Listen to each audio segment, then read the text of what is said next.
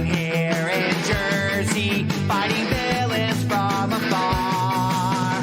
You gotta find first gear in your giant robot car. You dig giant robots, I dig giant robots, we dig giant robots, just dig giant robots. Nice. Gummo Gummo no Podcasto! Hello and welcome to the Anime Boomer Podcast. This is GATOR anchoring the ship here, the captain of the ship. And here is my my first mate, Spooky Weeb Trash. How you doing, Spooky? I'm glad to be riding on this SSS Anime Boomers ship here with my fellow butt pirates. That's right, Here to big steal bad some booty booty. warriors. Uh-huh. And speaking of big Oh, we've bad already booty made it warriors, gay. Holy shit. I know, it don't take us 5 seconds, right? And speaking of big bad booty warriors, we have with us Flamenco, the king of the VTube grind set. How you doing, Flamenco? Maybe not like the king. I think there's like bigger VTuber things out there, but like it is definitely, if you're doing live streams right now, it's probably the best way to get a lot of viewers really quickly. Holy shit. Just accept the Clam's compliment. the Keemstar of VTuber drama. That's right. Pupper star, there you go. Now you just have to call Alex the N-word, and then you'll be good to go. Yeah. Exactly. We need like a secondary website that I can do that on. Odyssey, maybe? I'm just saying. Maybe. Wait, Maybe. can you do that on Odyssey? I think so. Yeah. All right, but we are gathered here with a very special guest, the legendary master of One Piece lore himself, Mumkey Jones. How are you doing, Mumkey? That's Simian Jimmy to you. Yo, no. dreaming. Don't give it up, Oh, Luffy. no. Dreaming. Don't give I'll sing the whole song if I have to. Yeah. So- Dreaming. Don't give it up, Nami. Don't give Wait, it. so Give it up. is it Simian Jimmy or Mumkey Jones? We respect people's names. That's so right. is We're Mumkey not gonna Jones your dead dead name name? You know, you can call me anything you want. Just don't call me late for dinner. Mm. That's what my grandpa would always say. How often was he late for dinner? He was often late. Ah. We did not invite him on time. He was very frustrated about it. Can I call you gay? I'm used to it, so you know what? Okay. Gator will have to censor me saying I'm sorry. The only grandpa I'm focused on today is Grandpa Garp. Mm. That's right, good old based Monkey D. Garp. We're here to talk That's right. about One Piece. So let's start with the very basics. So what got you into One Piece? Where was your first adventure with the Straw Hat crew? I believe I was approximately 9 years old watching Toonami back in the 4Kids dub days when One Piece was not real One Piece, but I was still addicted to it. And then I took about, I'd say, a 15-year hiatus and then recently jumped back in and caught up. So I'm an old school fan and a new school fan at the same time. That's the best way to do it. I'm actually waiting for, I'm reading the manga up to date, but I'm actually like, I think I started Whole Cake Island and I was just like, you know what? I'm just going to wait. Let it build up a little bit, and then just bulldoze my way through the anime. But I've been keeping up with the manga. We're kind of nearing the climax and the finale here. It seems like a lot of these different forces are starting to align, and, you know, but of course, you know, Oda's been saying, oh, I'm, you know, we're near the end, and it's been like, you know, 10 years later, and we're still not quite there yet. I think he said like I think he said when Wano started that the story was about 75% completed. God. So another 20 years, got it. Yeah. My guess would be, since Oda is so autistic when it comes to numbers, and he'll do just so many number puns, and like something will happen exactly 500 chapters after it happened originally and stuff. My guess would be, since One Piece started, I believe, in 1997, 30 seems like a nice round number. So I could see One Piece ending in 2027 to get a 30-year run. Yeah, I can definitely see that happening. It's definitely not going to happen this year, so he can't go for 25. I bet we won't even get out of Wano this year. That's a pretty reasonable take. Maybe we might, because I have a feeling we're probably going to have another like rest of the world kind of sequence after Wano concludes. So I can definitely see that happening. I'm still in the camp that Wano will be 5 acts instead of 3, so I think we might get more around the world updates when Act 3 comes to an end, hopefully in the next few chapters. Okay. Ideally for me, it would be like if I was in charge of writing One Piece, and if I was, it would be complete dog shit, so Oda should not take my advice. But I would like to see Act 3 end in horrible tragedy, like Kaido fucking obliterates Luffy and he does his victory screech that Big Mom was teasing. And then like Act 4, I would like to see a 10-chapter Kaido flashback with the Rock's crew and all that. And then finally, Act 4 ends with Luffy getting back up and winning. And then Act 5 can just be the conclusion of Wano, and, Chopper can cure all the smiles and all that shit. See, that's what I'm thinking. That's what I'm thinking, because they've got so much that they've got to like get through when this chapter is over, because like the entire world's going to change. So they're going to have another, what's going on with everybody else, sort of keeping up with the Joneses arc. And then I feel like there's going to be a lot of like cleaning up after it. And there's going to be a lot of like character development and building. And there's so many like these loose threads that they haven't tied up yet. So yeah, I think your 5-act thesis is probably correct. Have they done because I don't. By the way, we're probably going to get into spoilers, everybody. So I was gonna say, in case you hear before someone comments, Spooky Retrash is very quiet during this episode, because I have not seen One Piece since Toonami, since Chopper was introduced. That was like probably over 15 years ago. Yeah. So I'm pretty far away in the story, so I'm mostly here to listen and interject whenever I. Well, let's just talk about East Blue then, just to be safe. Okay, so this guy Don Krieg, he really wants to get a ship that's shaped like a boat. He thinks that's gonna help him become Pirate King. Yeah. Oh my gosh. Yeah. That is like kind of funny to think of in terms of like the power scaling that's gone on in One Piece. And I'm actually like legitimately surprised that Arlong didn't like just get fucking murked by a low ranking Marine captain on the Grand Line during the whole what was the crew that he was part of before? Hody Jones, right? Yeah, the Sun Pirates. Yeah. Like I'm really surprised that Arlong just didn't get like one-shotted by somebody while he was in the Sun Pirates crew, because holy shit, he would probably get his shit pushed in really hard. Okay, here's my Arlong theory. We have not seen Arlong since Luffy defeated him fucking 20 some odd years ago. He hasn't. So many characters have come back after 20 years. Arlong has not. My theory. Arlong is a slave to the Celestial Dragons at Mariejois, or however you want to pronounce that shit. And when they finally go there, I think Nami might be the one to free Arlong from slavery. I think that would be a good character arc. So you think that there's going to be an incident where the Straw Hats are actually going to be going there? Oh, 100%. I think that's where they're going to fight the Elder Stars and fight Eam and all that.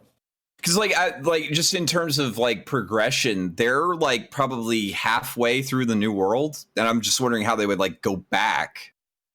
I'm guessing after they go to Laugh-Tale and learn the true history, Luffy is going to have a personal connection to whatever they find there, and it's going to piss him off, and he's going to want to take down the world government personally.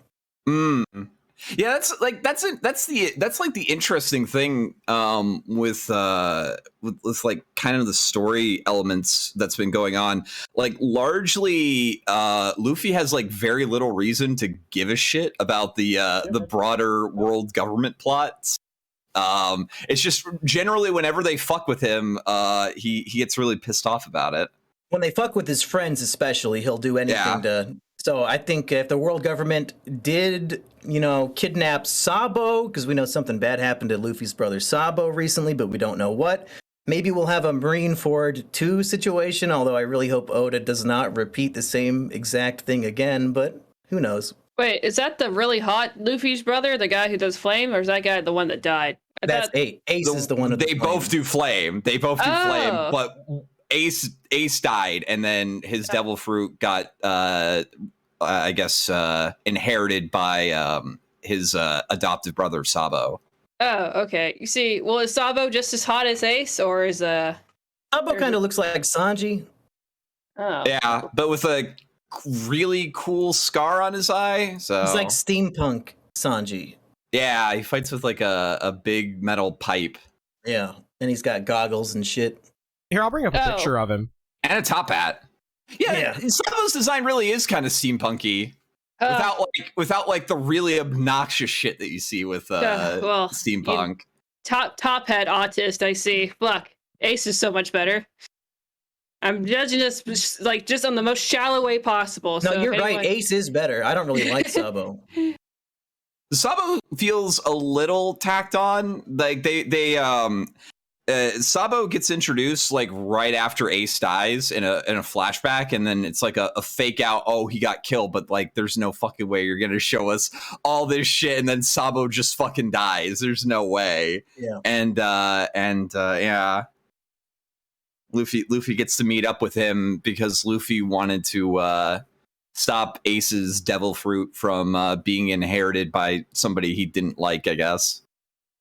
Not even just somebody he didn't like, but literally it was like one of the Blackbeard pirates, because Jesus Burgess was there to try to take it. Luffy wanted to give Ace's fruit to one of his crewmates, and I believe Franky said no thanks, and then eventually he meets Sabo and says, "Oh fuck, you just take it."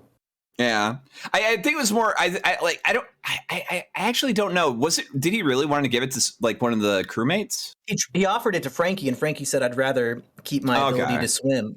Yeah, which is funny because he's a giant fucking robot, man. So he's gonna sink anyway. Yeah, if Franky turned himself into a boat, like if that was like one of his transformations, but then like he eats a devil fruit, would the boat just like lose all buoyancy immediately and start sinking? Well, Brook can run on water, so my guess would be no. Yeah. Well, being on top of water doesn't seem to affect it. Like there's like a really weird autism when it comes to like, well, do you have devil fruit powers if you're in a bath? And it's just like, kind of, maybe, like people can take baths with devil fruit abilities and not fucking die. So yeah, don't they drown in water? That's the whole shtick. Is like you take the fruit and then you can't swim, but you have like godlike abilities. It's that, but also you become extremely lethargic when you're submerged in water. Oh, so has there ever been a bath episode, like an onsen episode with them? And then yeah, well, there was the lady. Bath episode. They're in Alabasta Kingdom and they save the day. They're all in the bath, and there's this beautiful princess named Vivi, and they want to spy on Vivi and Nami in the bath. And Vivi's own father is peeping on his own daughter in that scene. Well, he's peeping on Nami.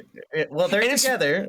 And it's funny too, because that scene like later got retconned. It's like Luffy actually wasn't peeping because of like some shit, because they're trying to make it like Oda really wants to make it that like Luffy is completely immune from lust. He is only like, is he an incel? No, he's Volcel. He's Sigma male Volcel. That's he's right. pretty in love with adventure. He's a Chad asexual. Yeah. He's a food sexual. He just loves to just food. That's it. But his dick is fucking watermelons. There's Basically. a panel where he walks in on Boa Hancock topless and he says, "Wait, that's not food." Yeah. It can be. Yeah. But yeah. Yeah, Milkies are definitely food. Hey, Spooky, did you ever get to the Amazon Lily arc? No, she only got to Drum Island, she said. Yeah. Only Drum Island. Dang. Like my boyfriend's watching it right now, so every once in a while I'll watch it with him just to see what stupid shit's happening. But I'm completely lost. Well, yeah, he meets Boa Hancock on this island of nothing but Amazons, and like the first time they meet him, he had like eaten some weird mushroom that causes these weird mushrooms to grow all over his body. And see, most of the Amazons hadn't seen men before, and I think you can tell where this is going. So, the Amazon like finds Luffy and it's just like, oh look, it's a flat-chested Amazon. What are you doing out here in the middle of nowhere? And you've eaten this mushroom that makes these weird growths appear all over your body. Yeah, so more mushrooms appear on his body. And so it's like, this mushroom won't come off. Yeah, she starts picking all the mushrooms off his body, and then she grabs this one, and she's like, huh, that's weird. This mushroom won't come off. Wait, why is it stretching? That's so weird. Yeah. Actually happened. So it's canon of like his mushroom can stretch really long, huh? Yes, Luffy. Luffy's gummo. Which is probably good because he probably would have gotten it ripped off otherwise. You know what? I'm glad Oda decided that he just put that canonically of like what Luffy's dick does, because like that's the first question everyone in their head when you're like, oh, he stretches. What does his fucking dick do? Well, here's the fun fact. In the manga, between chapters, Oda will answer fan questions. And, like, one of the very first questions he ever got was, does every part of Luffy stretch? And Oda was very clear that, yes, they all do. Yeah. I mean, it even goes into, like, the fact that apparently his bones are also made of rubber to an extent. And like, every part of him, even his veins. Yeah, so he's able to inflate his bones to make him like a lot bigger, essentially. So he can't break his bones, essentially. Is it, or can he? Because it's made out of rubber. So in like probably the most divisive thing about One Piece, I would say, was the introduction of Haki, specifically armament Haki, which basically is, okay, I've created a subclass of Devil Fruit users that are 100% immune to all damage except for one very specific thing that sometimes doesn't even make any fucking sense. Mm-hmm.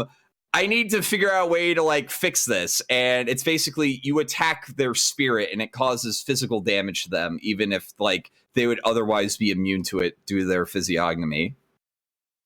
Sounds silly, but speaking of Luffy breaking bones, it is canon as of Whole Cake Island when Sanji kicks one of Luffy's teeth out of his mouth, so he's missing, one of his bones. The solution is if he just drinks a glass of milk, his tooth will grow back. So I guess his bones cannot be permanently damaged. He learned it from Brook, so I mean that makes sense. Yeah. All Brook has to do is drink milk, and suddenly all of his bone damage just gets completely fixed. Yeah, which I really do like that. I like the cartooniness of like the logic. Yeah, I mean, because One Piece can get really fucking dark, but it also has like a lot of like cartoonish comedic elements too to like kind of lighten the mood, which is very nice, I believe, because it's sometimes like really hard to go like all in on one thing, all in on that sort of stuff. Like I think that's like maybe where Naruto fails a little bit, is that it's just all grimdark Linkin Park AMV shit, whereas One Piece, like, I want to invite the skeleton because he's a skeleton and we get to have a skeleton on our party. You know what? You figured like the DMC has like completely fucked over the AMV crowd, right? And it is true to some extent. But like me and the boyfriend were looking up like AMV, like Linkin Park for Bleach or whatever, like just cringe shit to watch. And one of the top viewed videos for some like 2 years ago has 12 million views. It was a Linkin Park Bleach AMV, and the quality was actually really shit. And I was like, this motherfucker has 12 million views. And I guess it's still a thing. You just have to look in the right places. So yeah. That's like my favorite thing is like the teenage edgelords that would go and make these like hilariously like just over the top AMVs to like fucking like Papa Roach. You should cut my life in 2 pieces. And it's just Vegeta getting kicked in the dick over and over again. I still miss the AMV hell era. That's if there's any way to get through the copyright of that, we should do like a drunk AMV hell watch together, just to see if it holds up. So what is that? Is this the only like piece of like anime / manga that you generally read? I've seen all of Naruto, and then your classic stuff like Death Note and Full Metal Alchemist, but nothing really too niche. Yeah. So you get to like completely dodge like a severely autistic subsection of the anime audience, which is probably very enjoyable. Yeah, I think most of the stuff I've enjoyed has been pretty mainstream. Yeah. Are you open to watching more, like just more niche anime? Or I guess even more I mean, artsy fartsy kind too. back in high school, me and my buddies got together to watch Boku no Pico, so if that counts, Oh no. that's another classic I would recommend. Just a good healthy time with the boys. You know? Yes. So, I mean, you like movies, right? Yeah. Monkey? Watch anything about Satoshi Kon, because Satoshi Kon's movies are more like traditional, what we considered movies, not just like cheesy anime movies. Like They're more actual film. I think Kino would call them film. Yeah. Like actual film. Mm-hmm. So they're a good like way to start off to start your palette of anime. But there's all sorts of different interesting kind like anime out there. Like experimental, like not what you would expect. Not just like shonen or waifu bait. So, I mean, if you need like anime recommendations, we can definitely like give you some in case you ever just like I don't know, I want to watch something different. Like Serial Experience Lain gets brought up a lot. That's like like Mine and Gators was one of our favorite animes. Which is about it's about a girl being sucked into the internet, but there's more to it than just that. It's a little bit kind of like surrealist art, but there's also like you have to listen to what they're saying in order to figure out exactly what's going on. But it's really good. It's still more relevant now than ever. Yeah, there's a lot of transhumanist shit in there, I think, too. So yeah, if you guys have some Kino recommendations of anime films, I definitely would check those out. Mm-hmm. I've got some for manga, but not really for anime specifically. Yeah, manga is a good medium. Also, if you like reading One Piece manga, right? Yeah, I only read the manga. I don't really like the anime. So manga is even more experimental than a lot of anime is nowadays because you can take a lot more risk because it's not as obviously expensive. So, but there's like a whole sorts of like different mangas you could read. I've been interested in reading Chainsaw Man, if you guys know what that is. Yes, yes, it is really good. Chainsaw Man is probably honestly like I've been watching anime for like most of my life. That is one of the best mangas I've ever read. Oh shit! I might have to start that tonight then. Mm-hmm. Yeah, Chainsaw Man. Chainsaw Man is definitely kind of making me hopeful for this next wave of like shonen manga. There's like been some kind of shitty ones as of lately, but there's been some like really good ones too, like that. Jujutsu Kaisen's pretty good. I mean, if you like shonen, Demon Slayer is pretty fucking Kino. Like the animation is fucking out there. Like it is phenomenal. Yeah, the Demon Slayer anime is pretty fucking phenomenal when it comes to just animation sequences in general. The manga's okay. It's not like the best. Well, I definitely will agree that it kind of falls off near the middle and has like kind of a lackluster conclusion, but it's still like relatively solid. Well, yeah, it's like I normally with anime, the way it's structured, it's most of the time anime, unless it's like its own original IP. If it's based off a manga, it's more advertisement for the manga. Because normally at the end of the season, it's like, okay, this is a really awkward ending. That's because they want you to continue reading in the manga. With Demon Slayer. Well, hold on. With Demon Slayer in particular, it's one of the few ones where I would recommend. Like, you could. I enjoy watching the anime more than I do read the manga. So the anime is so fucking good. They recently had a movie in theaters, didn't they? Mm-hmm. Yeah. So what's been going on lately, specifically due to COVID? You've seen like a couple of anime based off of manga forgoing the generally traditional route of like, you know, how we've had One Piece's anime kind of is really hard to watch due to that. It's an ongoing series that's also got an ongoing manga series and the anime constantly catches up to it, so it has to go through a lot of rigmarole, either through filler arcs or extremely awkward pacing to meet that deadline. But now there's I'm fairly certain it's probably because of COVID. The Demon Slayer anime and also Dr. Stone have opted to kind of sticking to instead of like even a traditional 26 episode run of a season, or even a 13 episode run of a season. They've instead opted to make like, okay, we're going to adapt this arc and we're going to do it on our pace. And once that arc is done, we're going to stop. And then we're going to start working on the next arc and it'll be out when it's out. Which like is a little weird if you watch like seasonal animes, but it's also probably the most like healthy way to go about it. Because then you don't have to deal with any awkward pacing. You have like all of the source material ready to go. I don't know. I think it's going to work out pretty well. Well, I know that Toei Animation is greedy as fuck, so I'm guessing after One Piece ends, they're going to reanimate it to fit the manga better. In which case, I think that'll be pretty kino, 10 years from now. Oh my god, yeah, holy shit. A modern animated, like, East Blue arc? Holy fuck, that would be really good. Yeah, with proper pacing and everything. Oh. Cutting out all of the filler, just the essence of the entire arc put together. That would be nice. Yeah. Do you said they're like essentially they're Toei Animation in echo chambers, but did you hear about what they're doing to like a lot of the anime YouTubers, that they're copyright striking them to hell and back, almost annihilating their channel?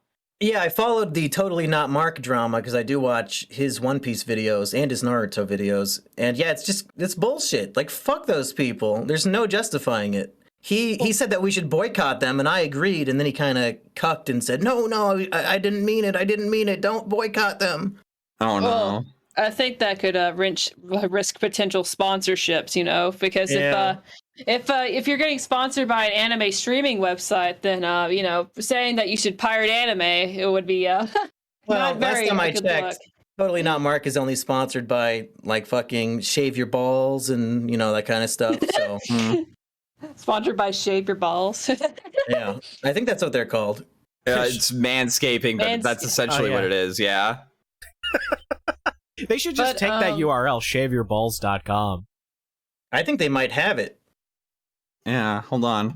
Yeah, check it. I'm not going to open it up because I don't want it to open up on the screen. And, It's like complete fetish material of like seeing grown men shave their balls.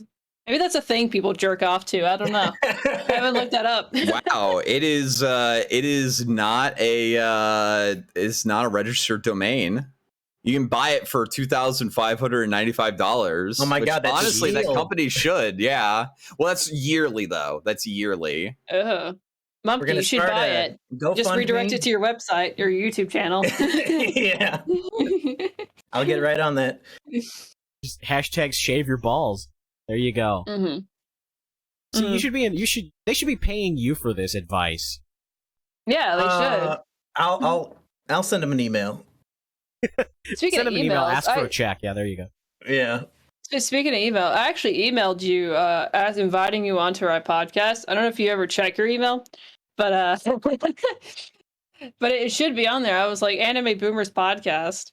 And I did that, and I waited 2 weeks. I was like, okay, you didn't respond. And then I was like, okay, I'll just message you on Twitter. Because Twitter's much better for me. I have probably 15 active email accounts, and my phone does not like to update me on all of them. Oh, okay.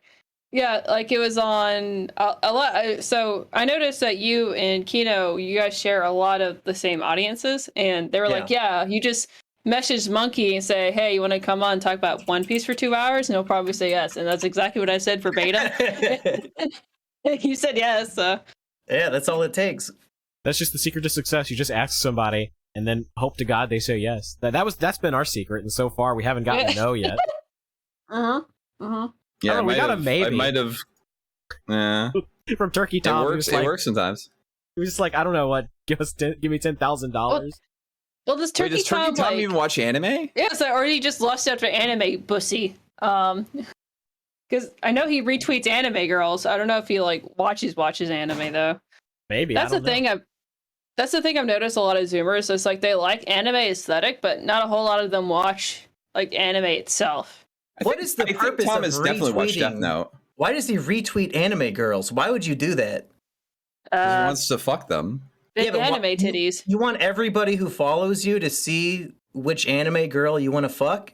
Sharing is caring, okay? Sharing is motherfucking caring. Look, I see big anime titties. I'm like, the world needs to see more of this, and so I do it. I retweet it. When Justin Wang does it, it's like, a real woman. I don't know why anybody would retweet a cartoon. Yeah, it's listen, Because they look like autism, okay? humans. It should be a private shame that we all have. You don't need to share that with everyone, I don't think. You're on the fucking Anime Boomers podcast. We have talked about several times who our waifus is, okay? Well, I mean, that's fine. That's fine. Oh, that's fine, but not I guess- retweeting anime girls? Well, it's like, everybody, I want you to see specifically what I'm jerking off to right this second. Like, Yeah. I don't know if you need to do that. Oh, okay. So you're talking about like bare naked ones, not just like Not like Coomer shit. I've not seen Turkey Tom's Twitter. I don't know what he's retweeting. I might be out of line here. Like, I can understand a concept of something like my anime list. I just can't understand a concept of like my wanking list. You know what I mean? It's like this is what I abused myself to today. Like I took a look at this and I was just like, yeah, like I don't get that. I don't get that. It is weird, but like so what I'll do is I'll retweet like just like art in general, but like sometimes you see big anime titties, not necessarily naked, but I try not to do that. But I'll retweet anime girls. I will say this as a person who covers like things on live streams with Twitter as like a source for where you get like some information, at least of accounts of it's things. not like Ken Ashcorp's Twitter. Like, holy shit. The fact that like you're allowed to post porn on Twitter is like really fucking weird. It is very bizarre that Twitter is like, yeah, no, you can post porn on here. Well, I don't know. Dude, when I'm talking to checking someone Twitter about at that. work, following Ken Ashcorp and Necro13 is like a fucking Russian roulette. I don't know if I'm going to be scrolling through Twitter in the middle of work and just suddenly anime tits. It's like, oh shit. Yeah. It's really weird. I mean, that's the thing though, is like because it allows porn, like it shouldn't allow like 13-year-olds on there or people under the age of 18, you know? Yeah. Should probably make that 18 plus, which I was talking to someone just yesterday about that, and apparently on the Google App Store and also Apple, it's labeled 18 plus before you download the app itself. Yeah. But on the actual like website, you can still register if you're under the age of 18, which is very degenerate. Like I shouldn't be allowed to see someone. You can post porn on Discord, and it's the same way with that one too. I should not be allowed to see someone under the age of 18's opinion. That is more cancer than anime porn, if you ask me. True. But yeah, what else about One Piece? I'm lost. So I guess like an interesting subject for the podcast might be, at least for the people who do watch One Piece. What's your favorite arc of One Piece so far? I guess. Should I go? Yeah, go ahead. Should I go first? Yeah, you are a guest, Oh, cool. Okay. My favorite arc is Impel Down, which is the prison break arc where Luffy has to break into the big underwater pirate prison to save his brother.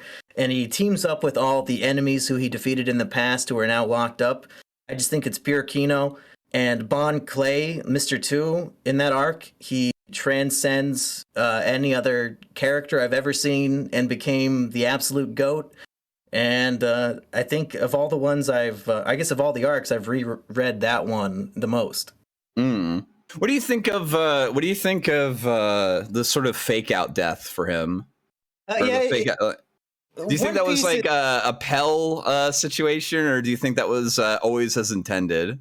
Well, I believe you said you are not caught up on Wano, and if you don't like fake out deaths, man, maybe you shouldn't even finish Wano because it gets much worse. But I've come to accept it just because that's how One Piece has always been. I don't like it, but I don't get really upset about it anymore.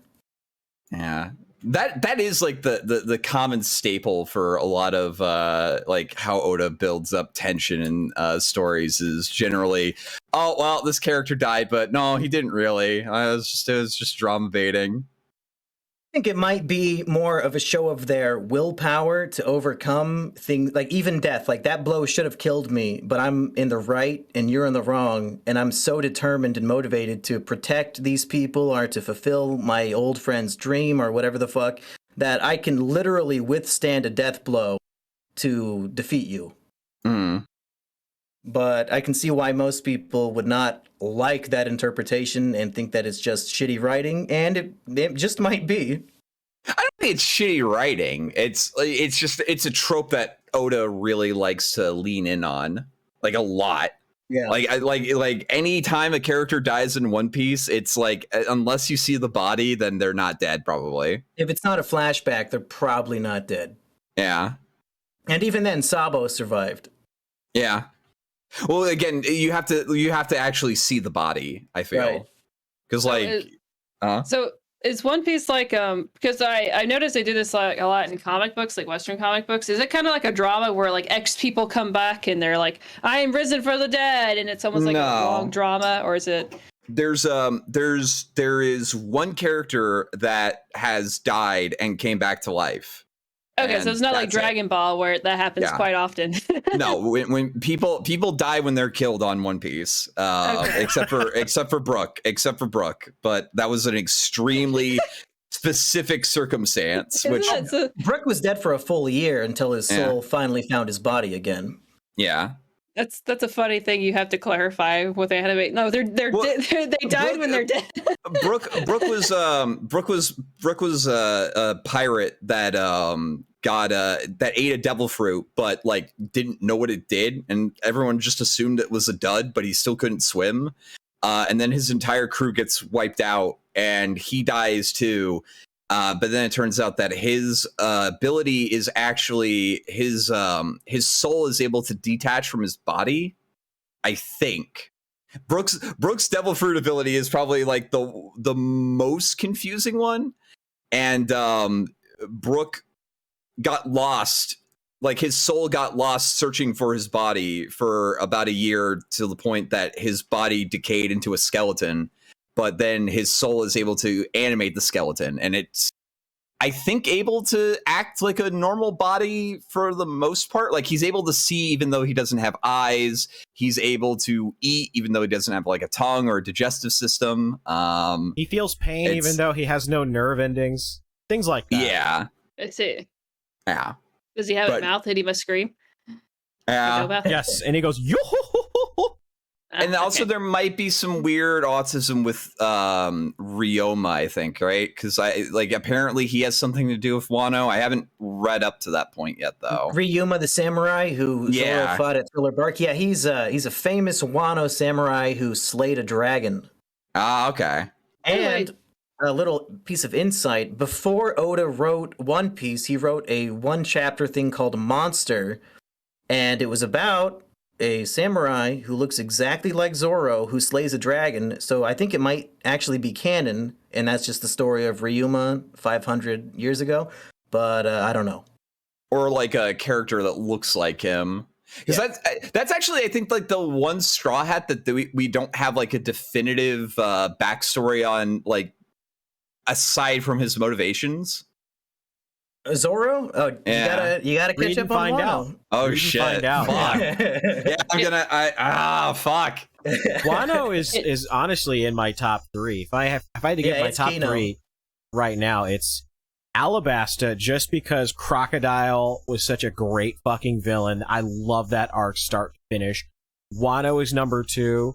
And then I put Water 7 and Ines Lobby together because they just go like back to back. And I loved everything about Water 7. I loved the fake out with the villain, how they make you think it's Franky the whole time. And then, well, I'm not going to give it away because I want Spooky to enjoy it as well. Yeah, by the way, Water 7's a pretty good arc. But by the way, Gator, did you remember to send out the tweet asking people for the questions for our guests? Nope. But I know so much about One Piece and love One Piece and talk One Piece that I'm just gonna ask what random questions. Okay, all right. I wasn't sure if you wanted to like make the tweet. Okay. I mean, I could do the tweet right now. Yeah, it'd probably be a good idea. Just in case. I don't know. I would say it's either Ennis Lobby or I really liked Marineford. I get like a lot of people are kind of iffy on it, but like I really liked just all of like the insane kind of fights that like the main protagonist of the series has like some effect on, but not really. Like I do like that like, because One Piece has very odd power scaling for the most part. and they're not afraid to show like one of the main protagonists being like completely overshadowed by like all these other established figures that he doesn't know about, just simply because he's kind of an idiot. Yeah, the Summit War was awesome. But like it's like that whole period from the end of Amazon Lily, Impel Down, and the Summit War was just like a non-stop roller coaster ride. Like I kept reading the chapter like every single week, like the moment it would come out, because I'm just like, holy shit, what's gonna happen next? What's gonna happen next? And honestly, like I didn't see the way that it ended coming. That shit. From the moment that Luffy punches the Celestial Dragon at Sabaody, I think it's just a thrill ride for the next 100 chapters. Oh yeah.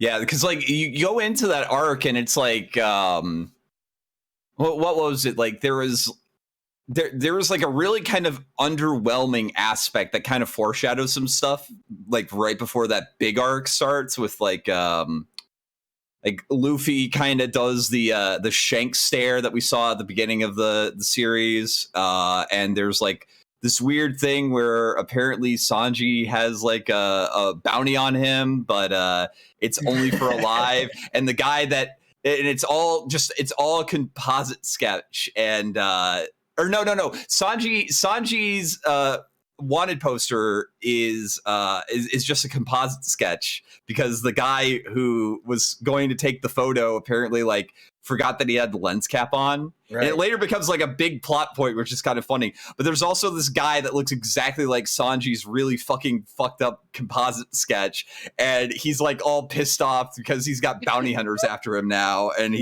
yeah, I have it up. I pulled up on screen. That was so great. Well, see, what I love about the Sanji poster, though, is that it does change to alive later. Yeah, once there's an actual photo, and then like, wait, what the hell's going on with that? And it's just like, there's a lot of foreshadowing in One Piece, and it's foreshadowing that's either like intentional or Oda kind of like thinks, oh yeah, this would be like a really funny thing to build up on later. That would be something I definitely want to ask him, like once the series is done. It's like, so for like these certain things, did you just kind of like come up with this idea and decided you'd give the payoff later? Or were you like, oh yeah, I know exactly what I'm going to do, and you went boom, boom, boom, and had these plot threads like hanging there? Like, I really think it's probably the former, that he comes up with like a neat idea and then just like, well, I'll resolve this later on. It depends. I think that Shanks being like on Roger's crew was always intentional. Like that was always like planned out from the start. I think that like some aspect of Haki, at least like the Conqueror's Haki, was probably intended from the start. I think Haki was planned as far back as Alabasta during Zoro versus Mr. One. He uses observation Haki to sense where the stones are falling on him so he can dodge them, and then he can also sense where his sword is. And then I think he uses armament Haki to actually cut through Mr. One, and then Oda elaborated on that a little bit more in Skypiea with Mantra, and then it really came into its own later on. Yeah, it's sort of like characters that have this sort of like extra awareness. They don't really know what's going on with it. It's just sort of like a sixth sense. But then later it's like, oh no, this is a discipline that you can like actually work on and expand upon. And even Usopp had signs of observation Haki in Thriller Bark. Like he had a spidey sense when something was attacking him. Yep. And then like that full on pays out, because I don't even know if Usopp knows about Haki, but he definitely is able to use it. Right. Which is also kind of a nice little thing, because I adore Usopp as a character. I think he's probably one of my favorite of the Straw Hats. He's my number one. I have his wanted poster right next to me. I say, like, who is your favorite characters? Is it just Usopp? Like, who else do you like? My top three Straw Hats would be Usopp, Brook, and Luffy. What about in general, all of One Piece? Probably also those three, but then I'd throw in like Law and Mr. Two. Yeah, I'm kind of wondering how much Oda was planning on making Law like a very ongoing supporting protagonist. Because that's a good question. I have a feeling that there was a very positive fan reaction to his first introduction because he's just a cool fucking looking character. And then like, okay, we're gonna make this character fucking integral to the story. Yeah, that is.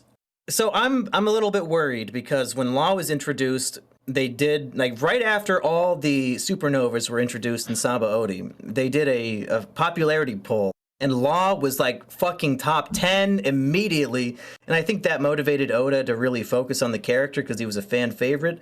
But the scary part is, in the most recent popularity poll, the furry character Carrot scored number 9 most popular of all time, and she's hardly even a character at all. She has not, I don't think she's appeared in Wano more than 30 panels total.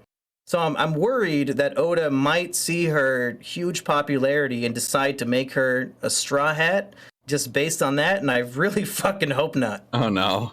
The mink, right? The bunny girl. Yeah. Right. I think it's just because I think it's just because she's cute. Yeah, but number 9? Come on. I mean, it doesn't take much. I mean, you just have to have a fuckable character. Straw Hats. You just have to have a fuckable character. Like there's speaking, like you said something about Death Note earlier, you know, how you watched it. There's a character called Matt in there, and Matt has like a couple panels in both like the manga and like a couple sequences in like the anime, right? A couple panels and a massive, like, out of nowhere fan base just because of what he looks like. Yeah, just because they think he's hot. And that was it, like a huge fan base. Like, even though he barely says anything. Wow, I was like, she's more popular than some of the Straw Hats. It's just like, okay, is she more popular than like Nami? I can understand that. No, Nami's number 3. 3. What the fuck? Has she been doing shit in Wano recently? Kind of. Not really. Huh. Yeah, damn, Usopp's only at 15. Holy shit. Yeah, that's bullshit. Yeah. Usopp is ugly, and I can't coom to that. I only want to have my top 10 fuckable characters. Yeah, so it's like not only do you have to be cool, but you have to be fuckable. I don't even think it's fuckability. I just think I think Usopp has always been like a really cool character. I mean, like he's like generally a goofball and kind of like a gag character, but like ever since the conclusion of the Alabaster arc, like Usopp went from like, oh, he's just like an idiot to like, oh, okay, he's an idiot, but he's also he's like the Sokka character. He's the very capable character that's not got a whole lot of brawn, but is able to problem solve really well. I don't even think I would call Usopp an idiot. I think he's one of the more clever members of the crew because he's always inventing new contraptions and weapons for Nami and stuff. And he's the voice of reason. It comes across as cowardice, but a lot of the time he is making pretty good sense. I mean, idiot as in like he, Chopper, and Luffy will constantly like do the extremely exaggerated faces to things like that, whereas like more stoic characters like Zoro will only do that in like extreme circumstances, or even like Robin, who will just never fucking do it. Which is funny when they like the one rare time that they actually do something like that, because then it's just like, oh shit. Like I remember the panel from Wano when like they're all making the goofy face and they got Robin to do it too. I was like, oh shit. Oh yeah, I haven't answered the question about my favorite Straw Hat. So I have to pick Franky as my number 1. Super! Franky is hilarious, and ever since he debuted, I was hoping he'd become a Straw Hat. He's just that damn funny. My number 2. I'm not a big fan of Franky's redesign though. Yeah, I liked his original Ace Ventura design. I'm not a big fan of like the big bulky gorilla style one. Yeah, I liked his original. I agree 100% on that. I think he's Ace Ventura mixed with Johnny Bravo. Yeah. And that was such a Chad design, and yeah, now he's just like a bunch of big shapes. Yeah, with like a bald. I don't know. There's like a lot of really fun things about Franky's design that's like mostly gone now, and I'm just like, that's kind of a shame. That's why I always find it funny when, like, every few months on Twitter, you'll see like people spurging out. Well, mostly like teenage girls spurging out, but like unrealistic bodies portions, and like they'll always they always show the girls from One Piece, almost always, and then it's like, have you seen other people from One Piece? Have you seen them? Well, Like, to be fair to them, Oda is not particularly good at drawing a diversity of women. I think he has 3 different women faces that he can draw and like 2 different women body types. And a lot of the time I can't tell like if I'm actually looking at Robin or a different character if she's not wearing her usual clothes. Especially he's gotten slightly better. He's gotten slightly better after the like month-long break that he took in between like part 1 and part 2, but yeah, it's still like he still has a really hard time drawing like distinct female characters. so it's either skinny with big booba, or like he draws them like fat mountainous characters too. yeah. Pretty much. It's either Nami or Big Mom. Yeah. There's a couple variations. Alvida's design and Big Mom's design are like pretty fucking, or at least Alvida's original design versus Big Mom's like design are pretty much the same. Yeah, he has to draw his women either like as babes or dogs.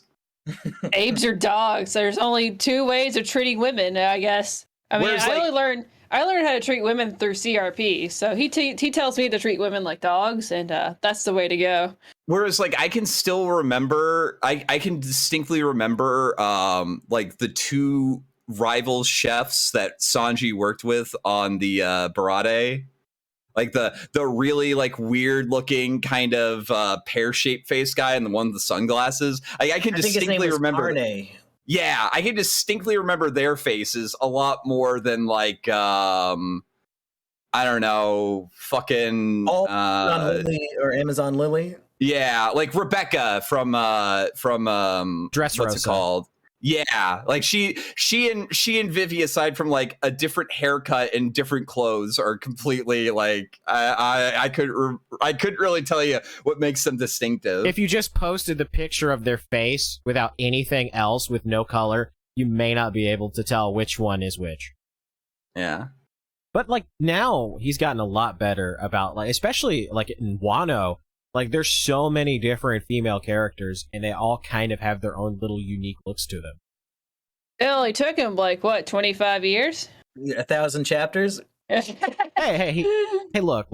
It takes a while to come up with fine art, to design fine art, and I think he has finally gotten the perfect booba ratio that now he can start to work on the faces. Yeah, at the end of the day, if 95% of the women have giant tits and a slim waist, should I really be complaining about it? No. Yeah, it's like that's the thing. They always complain about like unrealistic body standards, but it's like the main character can like fucking stretch from like 1 yard to the other. Like, like I don't know. It's kind of really stupid to complain about body proportions on a fucking cartoon. Maybe that's why Carrot's so popular, is that like people can actually fucking remember her. Yeah, she's the only one with bunny ears. Wow, diversity in our cast. I see. This is real diversity. Looks like. Speaking of the women, do you guys have a favorite female character? I'm gonna go with Robin before you say it because that's the obvious answer.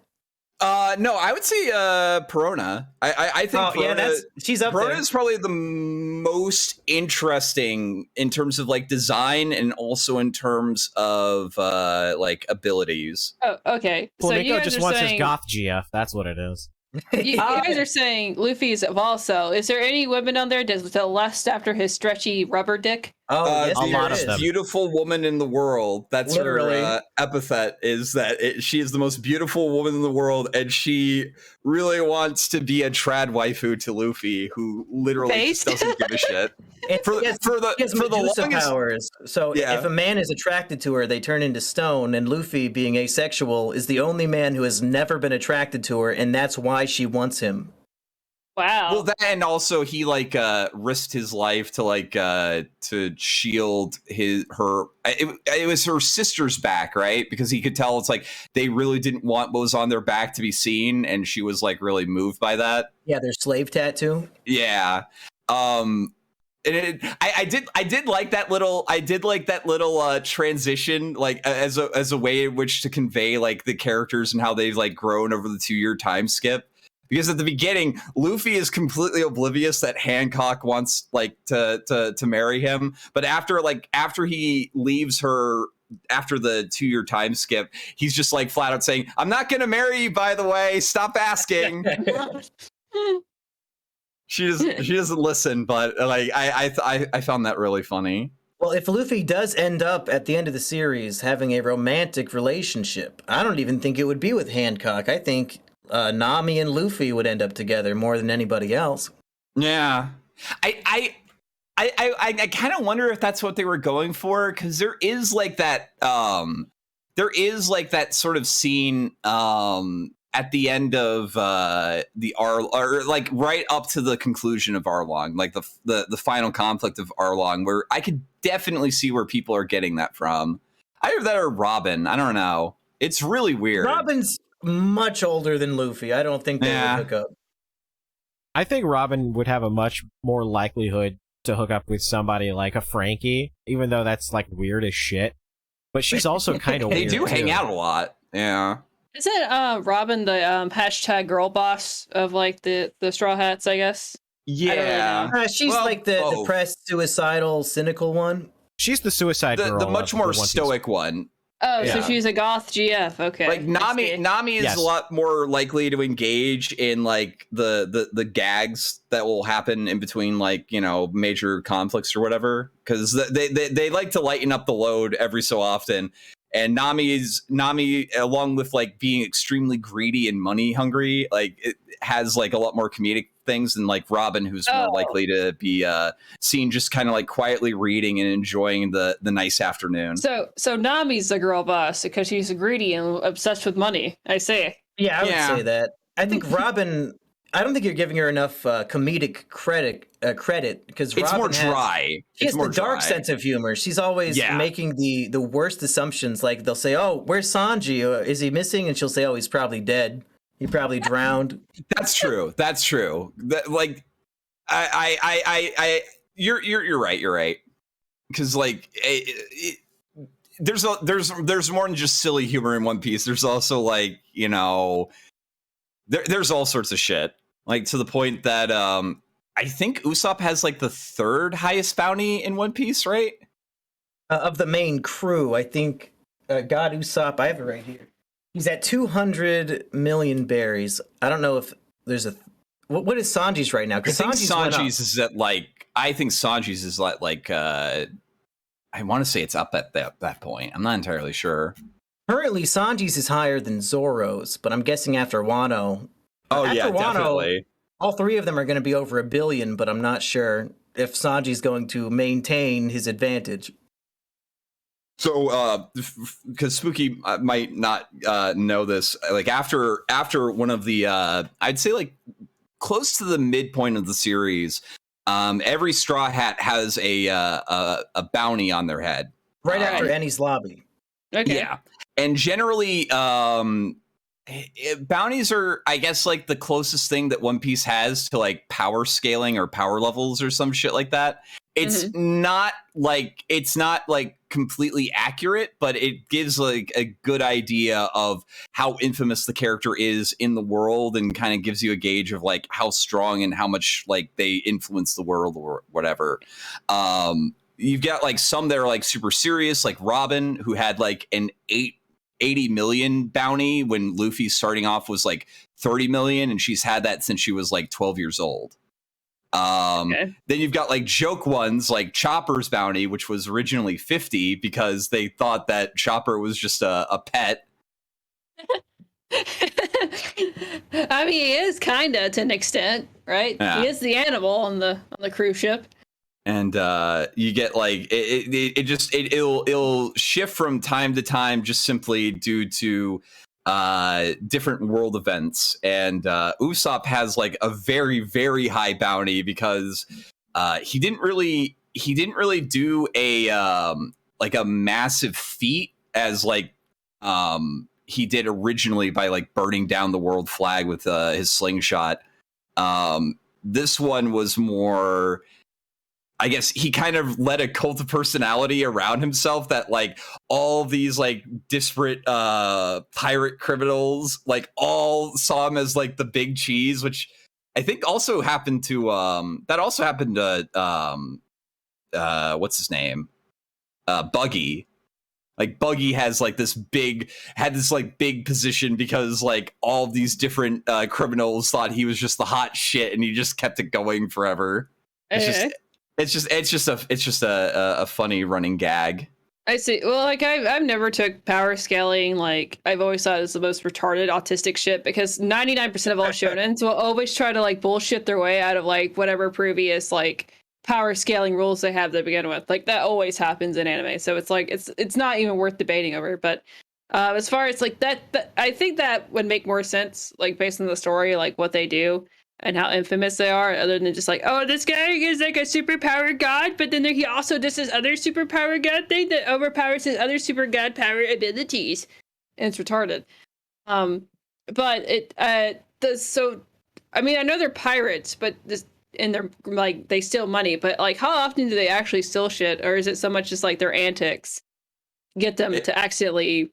You know, because they're not like killers or whatever and rapists like traditional pirates are. Yeah, the main Straw Hats, they don't really pillage and steal from normal people. I think in Skypiea, they wanted to do that, but they didn't realize they were going to give them more money. Yeah, they were giving them the money on purpose, and then they abandoned even more gold than they could have gotten. And that's really the only time I can think of that they really pillaged anything.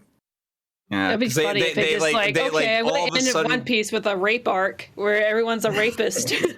they all of a sudden like realized that they wanted to that like, hey, we're pirates, we haven't ever stolen stuff, and there's like a shit ton of gold here, we should take some of that. And then like all the grateful residents were like, oh, we're just gonna give you like a lot more. Okay, you can take that, I guess. There is a rape art? Is that I was about to say, Monkey was about to talk about the rape art.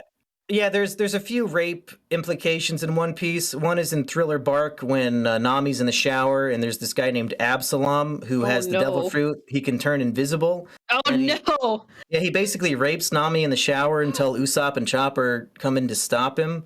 Oh, and then it's also implied in Dressrosa that Doflamingo raped Violet, I think her name is.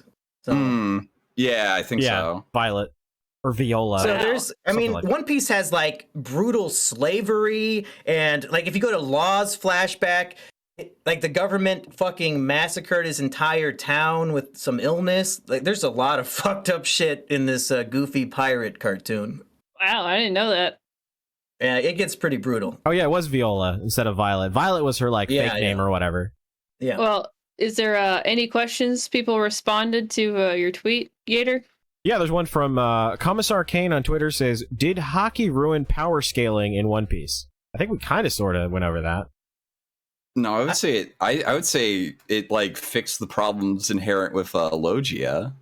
I like Haki, but I think it makes some of the fights less creative as opposed to the pre-time skip, because it used to be that you would have creative devil fruit battles, and now it's just like, oh no, my Haki's greater than yours. And it seems less creative and fun to read. But I think Oda's been improving. There's a Big Mom fight recently that had no Haki involved. It was just Devil Fruit powers. And that might be my favorite fight of the last, 100 chapters. Like the Karakuri fight that had Haki, but, both combatants, had it to an equal level, so they were just able to... I don't know. There's, Karakuri fight is probably the best one in the whole series so far. Yeah. It's the inherent problem. The inherent problem was that Logia created a situation where the characters would inevitably always have to find out what the counter is to the Devil Fruit ability or use Sea Stone. It's one or the other, and it kind of some of the explanations that they did for it was also kind of dumb because Oh, well, what's the weakness to fire? Well, water. Well, no, wait, we already did that with sand. Magma, because magma burns hotter than fire. It's like, okay. I don't know. You don't think Akai Inu was infusing a little bit of Haki in his fist when he turned Ace into a donut? Possibly, but it doesn't make a whole lot of sense for him to explain it like he did, if that was the case. Yeah. I could understand that as like a little bit of a retcon, but it would still be a retcon, I feel. I'm fine with retcons. It's over 1,000 chapters. You got to do that sometimes. Yeah. I think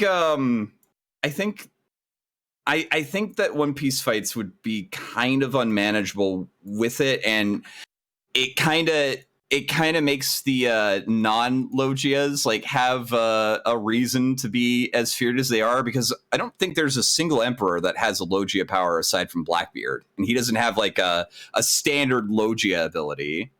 Shanks doesn't even have a power at all. And yeah. I think when Oda had Shanks swimming in chapter 1, he's like, oh shit, I gotta find an excuse for why Shanks is so strong without a devil fruit. Oh, he'll just be the most powerful Haki user of all time. Yeah. And Zoro's also like up there, and he doesn't have one. Neither is Sanji, even though he wants one. It's just it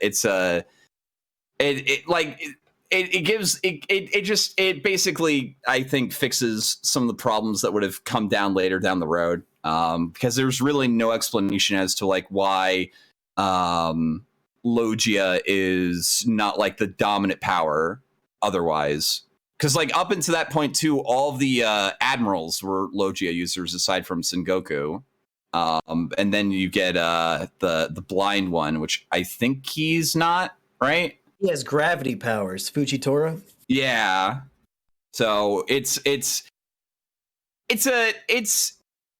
a way to fix some of the problems, and I think that the fights haven't become less interesting. Like, I think the Karakuri fight is up there with interesting stuff as like the Enel fight and the crocodile fight. Okay, here's the next question. Will Yamato join the Straw Hat crew? Oof.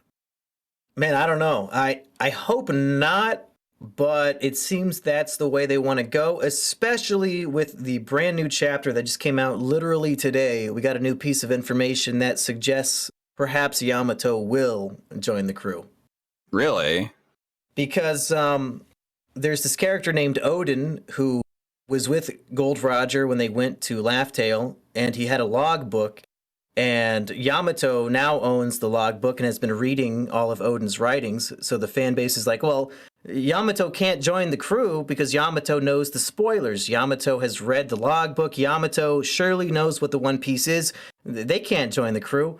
But in the new chapter, it was revealed that the final pages of the logbook are actually missing. They were ripped out. We don't know by who. So now that Yamato no longer has spoilers, maybe she will join. I think that's actually kind of also ties into like why I think like my favorite possible moment from One Piece, at least especially for Luffy, was when they're in Sabari and Roger's like first mate offers to tell them like, hey, I actually can tell you what the One Piece is, and Luffy is like, if you tell me, like Usopp is like really wanting to know about it, and Luffy's like, if I hear about it, I'm not going to go. I'm not like, we're ending this adventure right now. Yeah, it'll ruin the fun. Yeah, like that. Wait, that was like they literally tell you that like verbatim. Like, okay, we can't. No, Luffy, like, because Luffy is not really motivated by worldly desires. He just wants to have a fun adventure. Yeah, and the One Piece is like the thing that everybody's looking for, and nobody like fully knows what it is, and that's like kind of like the big mystery. And then you get a character who's like, oh, I can tell you exactly what it is. And then like one of the characters is a little bit more, I guess, less disciplined, is like, yeah, I want to know about it. And Luffy's just like, no, if I find out this adventure ends right now, I don't want to know. Okay, I guess that's just a way of like getting fans to shut up. Like, okay, there's obviously other characters that know. Well, it also Just- speaks to Luffy's character motivations, because like Right, a character, like all the other characters who might be going after it want it because of The fortune, what right? it might do for them. Like, the fortune, or it might be a weapon, and like they might be able to use it or whatever. Luffy simply wants it for the sake of it is a mystery, and he wants to find out what it is. Okay. And also, the king of the pirates did it, so he wants to establish himself as king of the pirates because it's kind of expected that whoever goes to this island, whoever finds the One Piece, becomes the next king of the pirates. Right. So, but what's stopping them from just literally like going over there? They don't know where it is. Yeah. They don't know where the island's at? So there's these things called Poneglyphs. Find 4 magic rocks, and if you have the 4 magic rocks, they will tell you like the X marks the spot, and then you go there. How many magic rocks have they found? They currently have 2, and they need to get Kaido's by the end of this arc, and then I believe the last one will be on Elbaf. Yeah. Okay. Yeah. Which like, it sounds like a little bit of a cop out, but like this is, I guess, also probably a retcon, I would guess, because the world of One Piece is like 2 giant oceans with a strip of land that crosses along the it's not the equator. What's the opposite of the equator? The meridian, I think. Yeah, the meridian. Like there's like a giant strip of land that surrounds the entire meridian. And like the where the One Piece is at the end of the Grand Line, which is like at the equator of that world. And you know, like, oh well, then how has nobody else gotten this? It's like, you know, because at this point now we have like technology where people are able to like fly and bypass the Grand Line and just like sail around it. Like, how has this not been found? And that's basically the explanation, is that there's like a specific way to get through to it that is inaccessible unless you have like 4 MacGuffin stones. All right. Yeah, maybe there's like a secret key or something like that to let them let them get to the island. Oh, it's just like you just find the 4 stones, and then there's like, okay, but you have to do a bunch of other bullshit now. Well, what I'm thinking is that when they collect all of the 4 Poneglyphs, that they'll figure out, oh, wait a minute, all of these 4 come together to like make a cipher or something like that that'll lead them to the location of it. And I have a funny feeling that somehow or another that it's going to be linked with the East Blue. I feel like it's going to circle back around. The and like it's also worth noting that all of these magic stones also have it written on a language that you get the death sentence for if you're able to read it. Oh, really? Why is that? Essentially.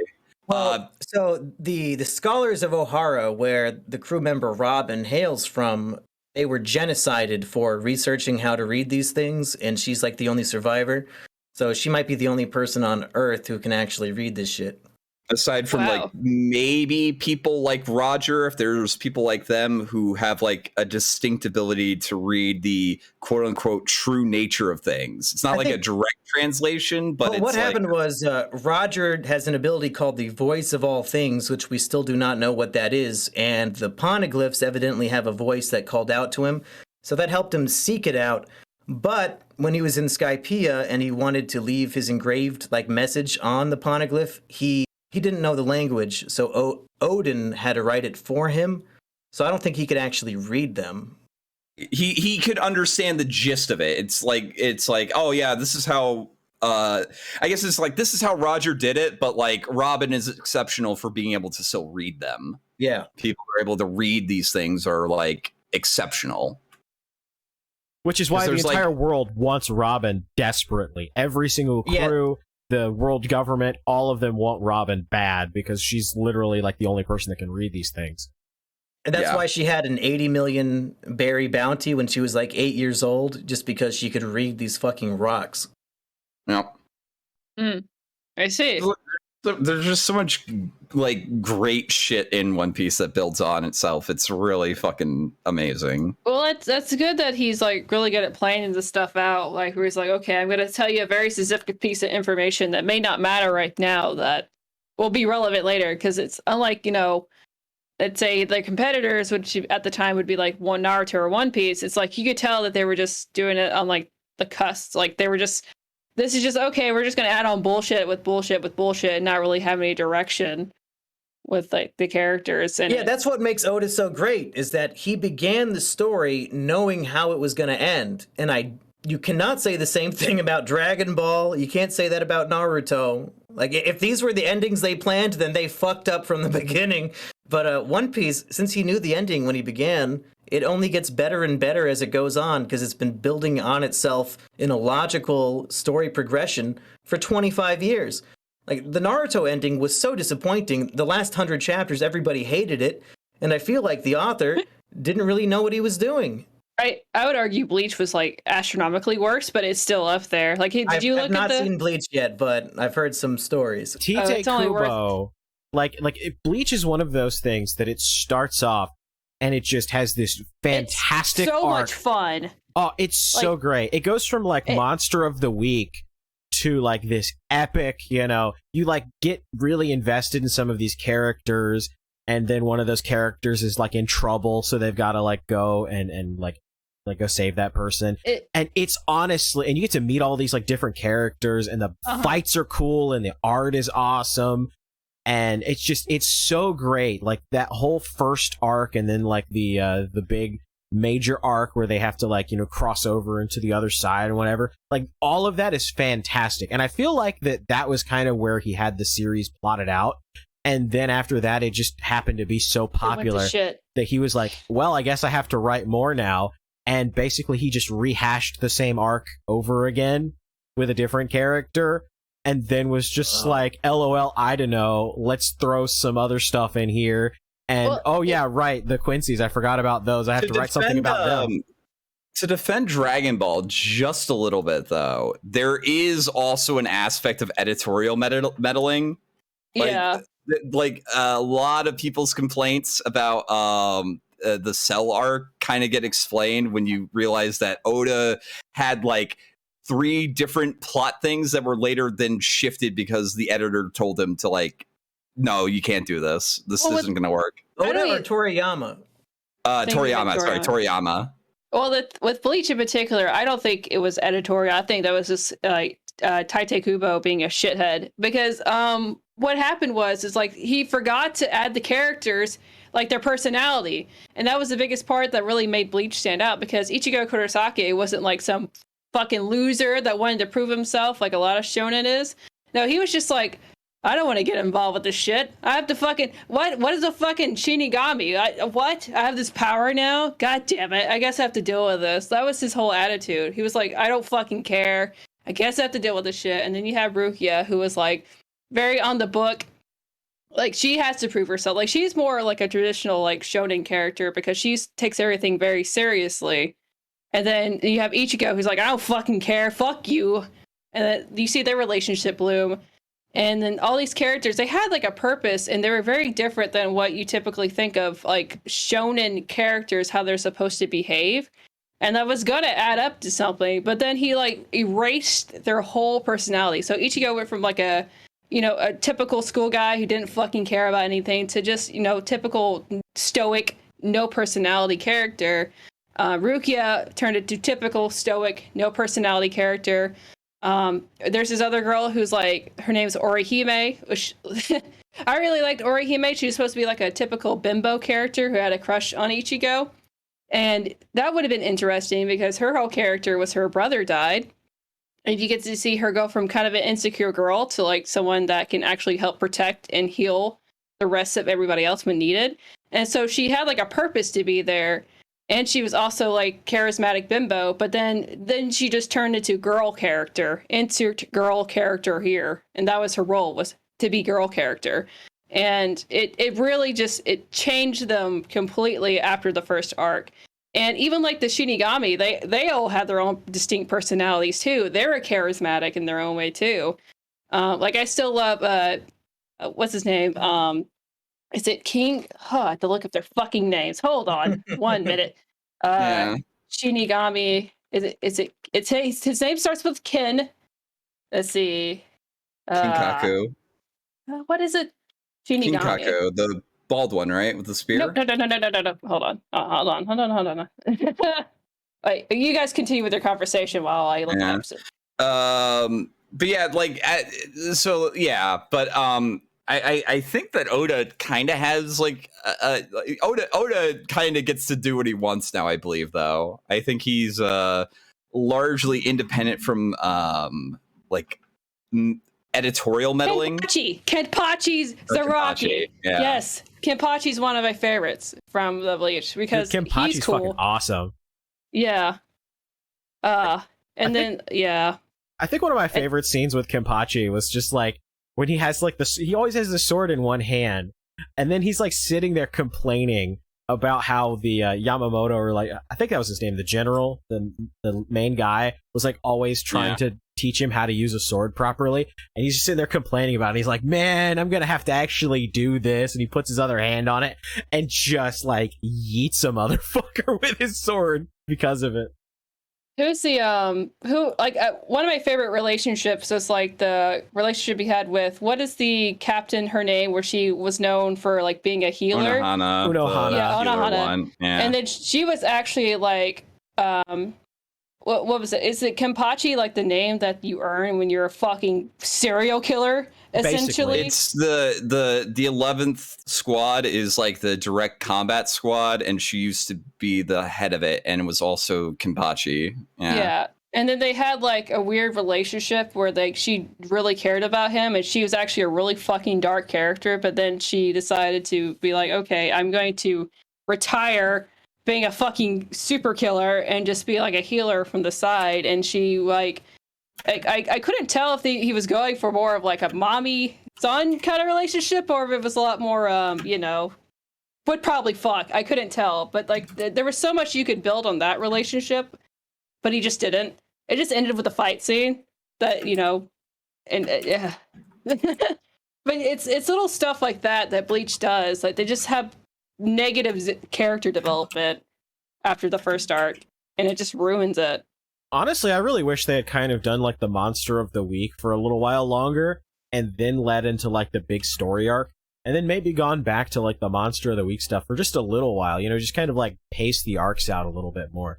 You see, I think that what should have happened was I forget names all the time. I apologize, podcast viewers, but the guy who portrayed the captains, his name Aizen. I think it would be way more interesting if they did go back to the monster of the week, and the whole time Aizen in the background, they could have done a time skip with this too, was essentially working with the Quincy's and made some weird like way where he could like repopulate the Quincy's or force people to be Quincy's, and then have like an army of Quincy's against like the Shinigami captains, and that could have been the final arc of Bleach. Oh no, Bleach just kind of fell off after the Ruki I know, arc. but there's so much you now recording. Thank you, Craig. It died. I had to bring it back. Okay.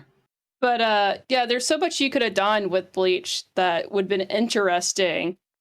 But Tite Kubo is a shithill, and he decided to not do that. So I think he actually just got forced to actually finish up the series too, because I'm pretty sure it actually just got canceled. Well, it did actually get canceled, yeah. Which yeah. I can empathize with a lot with manga artists. Is like I can't imagine the amount of burnout that having like a weekly shonen comic, like every week you have to have 10 pages out. Like, and I mean, 20. We all experience burnout just from like doing YouTube content creation. Like, I can only imagine how much worse it is with like a multi-million-dollar product that is like making weekly comics. And it's all like, unless you have like a team, for the most part, it's just yourself. Well, all manga artists have teams. Like, Oda's not doing all this by hand by himself. There's no fucking way. I mean, they start off like that, right? Like most no, they don't. Well, I mean, like pilot chapters and manuscripts will be done by the author himself generally, but like once they are publicized, Jump will generally help them get like assistants to do work with them. I want to say. Still, Like, Because even still, though. I want to say like Kenshin's author was originally assistant of Oda's, or it might have been something like that. There's there's a pretty steady work pool of people who are not really into like making manga just yet. They're not like at that level, and generally they'll get that way by either like doing assistant work or just keeping on working on it. Like not a trainee, but what is it called whenever, like, if you're going to like a program, let's say if you want to go to like a nurse, kind of, but it's more like, so generally, at least from my understanding, because the authors of Death Note made another series called Bakuman, which isn't as popular, but it's really good. Because which they look exactly like their characters. Do they really? Yeah, no, they look exactly like their characters. Like that. I didn't know that. That's funny as shit. It's basically a story about two kids who want to make manga, and it goes into like the process. So generally, how it will work is they'll storyboard a chapter on Monday, and then they go and get it to their editor for review. And then they'll do like touches up throughout the week, like corresponding with what's going on back and forth, kind of getting feedback on it before being published later that week. And in that meantime, the assistants are there to like do all the coloring, all the detail work, all the shading. There's like also, the authors also doing the work, but there's like, yeah, because I think Naruto had at least 5 assistants throughout the entire production. Something like that. One of which is actually started on Boruto and was like continuing it. Yeah. But it veered off course, and so they had to get Kishimoto back on to retard control. I think the only author in Jump that doesn't have a dedicated assistant team is the guy who does Hunter x Hunter. And that's Togashi, partially that's partially due to the fact that he doesn't have a consistent release schedule due to his health issues. And also because his wife will help him out with the assistant work from time to time too. And by the way, his wife is the lady that did Sailor Moon. Yeah. Mm-hmm. If you're wanting like Kino shonen to read Mumkey or watch, because the anime is really good, Hunter x Hunter is something I would definitely suggest. But just be prepared for the fact that you're going to hit a wall where Togashi hasn't updated it. He hasn't updated it in like, what are we on, like 6 years now? 3 years. 3 years. No, 4 years now, I think. The last chapter came out in 2018. Let's type in hiatus x hiatus. Let's see. There's a website. Ultimate. And to be fair, like the last update was in 2018. The last time that it was like regularly released was around I want to say like near the midpoint of the Chimera Ants arc, and that was like back in 2011, I believe. Or if you want the ultimate hiatus, you can start reading Berserk, because Yeah, Berserk. When it comes to Hunter x Hunter and Berserk, I know that they're good, but I don't know if it's even worth starting if I'll never get a finish. It is absolutely worth reading Berserk, even though it's not going to be finished. With say. Hunter x Hunter, I would say yes, just due to the fact that Hunter x Hunter starts off as Gon and Killua's story. And I would say like at the point that they're at right now, it's concluded their stories. I don't really think Gon will ever be a main character again. But it's now focusing more on Kurapika and Gon's father. But like I can safely recommend One Piece. Or not One Piece. Hunter x Hunter, because it does have a conclusion to its story. I would say it's not like Berserk. Is that better manga or anime? I really like Togashi's art style. Like I fucking adore it. But the anime is also pretty phenomenal. Like the 2011 anime is very, very well done. You really can't go wrong with either. I would say that, like, if you enjoy the manga, the anime heightens it. But there's like something about Togashi's art style that I've always really liked. It's a very it has a very rough feel to it that you don't really see with a lot It almost more sounds like you're describing it ugly. It looks really rough. Well, I mean, well, no, this is the same guy that did Yu Yu Hakusho for reference. yeah. Well, Yeah. So like when I say rough, I mean like rough as in it can feel very raw. Like when a character gets massacred by a monster in the series, like it's very like shocking because of it's like very brutal. And the character, like there's like there's a very infamous chapter where it's clearly not done, and they just literally publish storyboards that kind of gives you an idea of some things. But there's also like genuine parts that are like really well done. I don't know if I'm selling it well or not, but like that, and there's like the other two manga that I really like, I Am a Hero and Vagabond, also have a very like rough feel to them. That's more by design than like art style, though. Like, because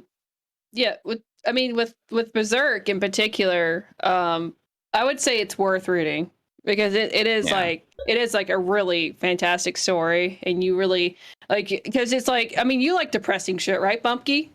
Well, let me tell you about Depressing, brutal, violent, anything. yeah, like you'll that. really like Berserk. has all of that and more. I will though, however, say Berserk doesn't have what I would consider a satisfying ending. And if that's something that bothers you, I would not recommend Berserk. Do you think maybe somebody on his team might finish it for him?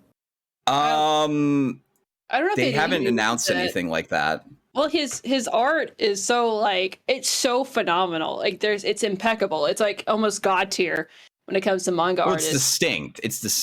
It's so it's so distinct and so like detail oriented. There's a reason why this motherfucker died, because he had a heart issues, because there was so much stress when it came to making Berserk. I really do like Miura's art style. It was really good.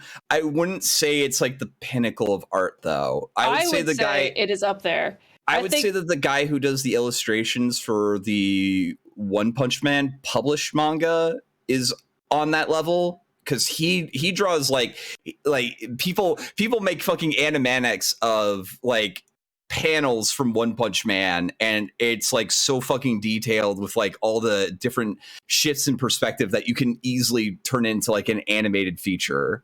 You'd probably like One Punch Man. I don't know if you know much about it.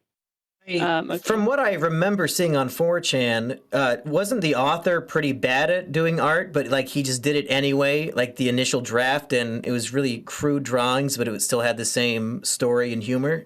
The story with One is it started off as a webcomic.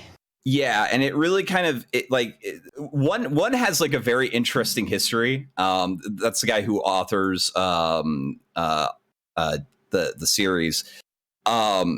He is the embodiment of the artist that never gets any encouragement. Like, his family was extremely against the concept of him doing manga ever. And it kind of spills into some of his work, especially Mob Psycho 100. He does a webcomic, and it's a one-man operation. It's very rough, but the story is compelling enough that people really don't give a shit. Like, no, I'm looking at it right now. I like what I'm seeing. I like that shitty drawing. This is peak art right here, you know. I mean, but to a certain point, even if I'm being ironic about it, I do genuinely like this. Like, I would read if it was all like this, I would read it like that. Yeah. But the thing that's why with people like actually do, like, there's the actual production value version of One Punch Man that's like serialized, but people still actively read the webcomic too, as it's drawn in that phrase. Oh, sorry. But it's I mean, the thing with it's such a juxtaposition between the comic and like the actual artist that does like the current serialized art, because it's like you have this crappy looking like very crummy like web art, and then you have this god tier fucking shonen art that has influenced shonen ever since. Like it is so impeccable. Like it's incredible art. So it's worth, if you like reading the crummier style, like the webcomic, it has its own like sense of humor and charm to it. But I would also check out the serialized art, because then again, it has its own, like it takes that, but it pushes it to another level. Like it's actually, it's funny on its own, but the actual story itself, I think you'd like, because what's his name? I think One Punch Man is a little overhyped compared to Mob Psycho, to be honest. I mean, yeah, it's because like, well, I think because if you're trying to sell somebody on the actual like One Punch Man versus Mob Psycho, I think it has a funnier premise, because it's like, okay, you have One Punch Man and his whole thing is he can punch anyone and kill it like instantaneously, like he's a god, but he's really bored, and people are like, okay, where can you go from there? And I think that's probably why. But I've heard Mob Psycho is really good. The other thing I'll show real quick, because Mob Psycho also kind of keeps a level of the more webcomic style art, but in a like really well produced way. Like I would also highly recommend the Mob Psycho 100 anime. Like you got it here. I'll send it. Wait, where should I post this? Just post it in general. Yeah. See, I actually like a couple of months ago like started going through the Mob Psycho 100 anime, and I fucking loved it. So you got like, you know, more simplistic art style, but also kind of you can see like the webcomic influences in it, and it's really good. It's really good. I still stand by, like, yeah, you can watch One Punch Man as like your first thing, but I would highly recommend reading Mob Psycho or watching Mob Psycho first, because I think it's the stronger work. It's also like finished too. It's always good to get a series that you know you're going to get an ending to. Mm-hmm. Yeah. Did we have any more questions for Simi and Jimmy over here? Yes, we do actually. This was from Honk Honk on Twitter. Says, not a patron or anything, but ask that fucker when he's going to upload to Mumkey D. Jones again. Yeah, that might be my biggest crime, is that I made this One Piece review channel and then I kind of haven't posted on it all year. I'll probably stream to catch up on the chapters I haven't reviewed yet, but I can't promise when. All right. Yeah, I'm gonna have to watch that, because like I like One Piece shit, and I haven't watched like a whole lot of your new videos, but like I absolutely fucking adored the Elliot Rodger series, like the Oh yeah, Easy Peasy actually had glowing praise for you on that series. The last episode that he was on, he's also a really big fan of like your character and your anime reviews. Yeah, and your anime reviews. Yeah, Mumkey's anime reviews were really fucking great. They were really. I mean, I wish that those types of videos didn't get me banned off of YouTube entirely, because I also really enjoyed the Elliot Rodgers stuff, but not much I can do about it now. Not much you can do about it, yeah. But hey, at least you were able to kind of bounce back from it and still be able to produce great content. Yeah. When you say, you haven't watched too much of the new stuff, that's because there hasn't been any. I haven't posted a whole lot recently, but... we'll get back on it. 2022, that's going to be all of our year. The year, yeah, seriously. Holy shit. We did another We're going to get Gator 50K this year. Hell We're going to get Gator 50K. This is the year of Gator. I'm going to promote the ever-living shit out of like everything Gator that I can this year. Hell yeah. Like, what we really need is a schizo monkey art again, because that's what Easy Peasy said he loved the most out of your channel, was like Schizo? Yeah, the schizo, like the whole like the Monkey Jones character reviewing like Monkey Jones's anime reviews, and then you had the actual Monkey Jones, which is closer to you, and he said that was brilliant. And he says he wants more of that. And I feel like that could work really fucking well if you had like a story arc, like again with your character, people would be invested in it. Like it doesn't even have to be like a big special thing. Like you could do with like Red Letter Media does, you know, because they have like a story arc to like their characters, but it's little stuff that adds up to like their season finale to their Red Letter Media. So I feel like you could easily do something like that with Monkey Jones again, and then people will pick it up and watch it. And one of my favorite videos of yours isn't even like the anime reviews or high production value. One of my favorite videos of yours is literally you shoplifting the Naruto manga, and it's an actual video of you leaving the fucking Books A Million or where the fuck you're at, and the alarms are going off, and you I mean, do you want me to ruin the fun for you, or do you just want to live in this fantasy world? Oh, did you not actually shoplift it? No, of course not. The siren is edited in, is all. Oh, shit. The only real part was when I was like wearing a round cowboy hat and it blew off my head and perfectly rolled away from me in the wind. That was real. Everything else was fake. Oh, it's still like the fact that you tricked me for this long. Like Yeah. it's simplistic shit that you could do like that. That is so funny. And also just you Naruto running the monkey mask was great. That was pretty good. But I think that if you add the thing where like I'm going to be talking about this particular thing, but what in the background what's happening is there's a story arc with Monkey Jones. People would be really invested with that because people like that it would kind of be thing. nice if I could make videos with a fictional storyline as opposed to a real life storyline. I would like to transition back to that. Yeah, I mean that's what like Easy Peasy and like we were all nerding out about because that was a really brilliant thing you did with the Monkey Jones character. So I mean, like I know you're going to be doing the whole what's it called? What is that really fucked up movie that you and Kino were going to review together? Yeah, a Serbian film that's going on his channel. Yeah, if you do like also like Monkey Jones movie reviews or something like that, but then you have like some weird schizophrenic shit that happens in the background. People would like that. So Yeah, I might start doing that with I do a series where I review every monkey movie ever made. Maybe I can turn that into like a narrative. yeah, you could do like a whole series where maybe you like actually return back to monkey and you get more and more monkey with each monkey movie. Yeah, Like, Return to Monk. yeah, and then you just run around naked in the woods with a monkey mask eating a banana at the end of it. That'd be great. I have to be naked too. Okay, I'll have to wait till summer. And then you upload it to like your only bananas, only bananas. Holy bananas. Wait, didn't Yeah, you that sounds try pretty to didn't you try to like wasn't one of the things you tried to do when Susan deleted everything was try to like upload your entire archive onto Pornhub? I might have. That does sound familiar. It's been a little bit. That would be funny if you had like an OnlyFans though. If you just upload like all the Monkey Jones content of OnlyFans, like you expect porn and naked photos of yourself, but no, it's just like old deleted videos.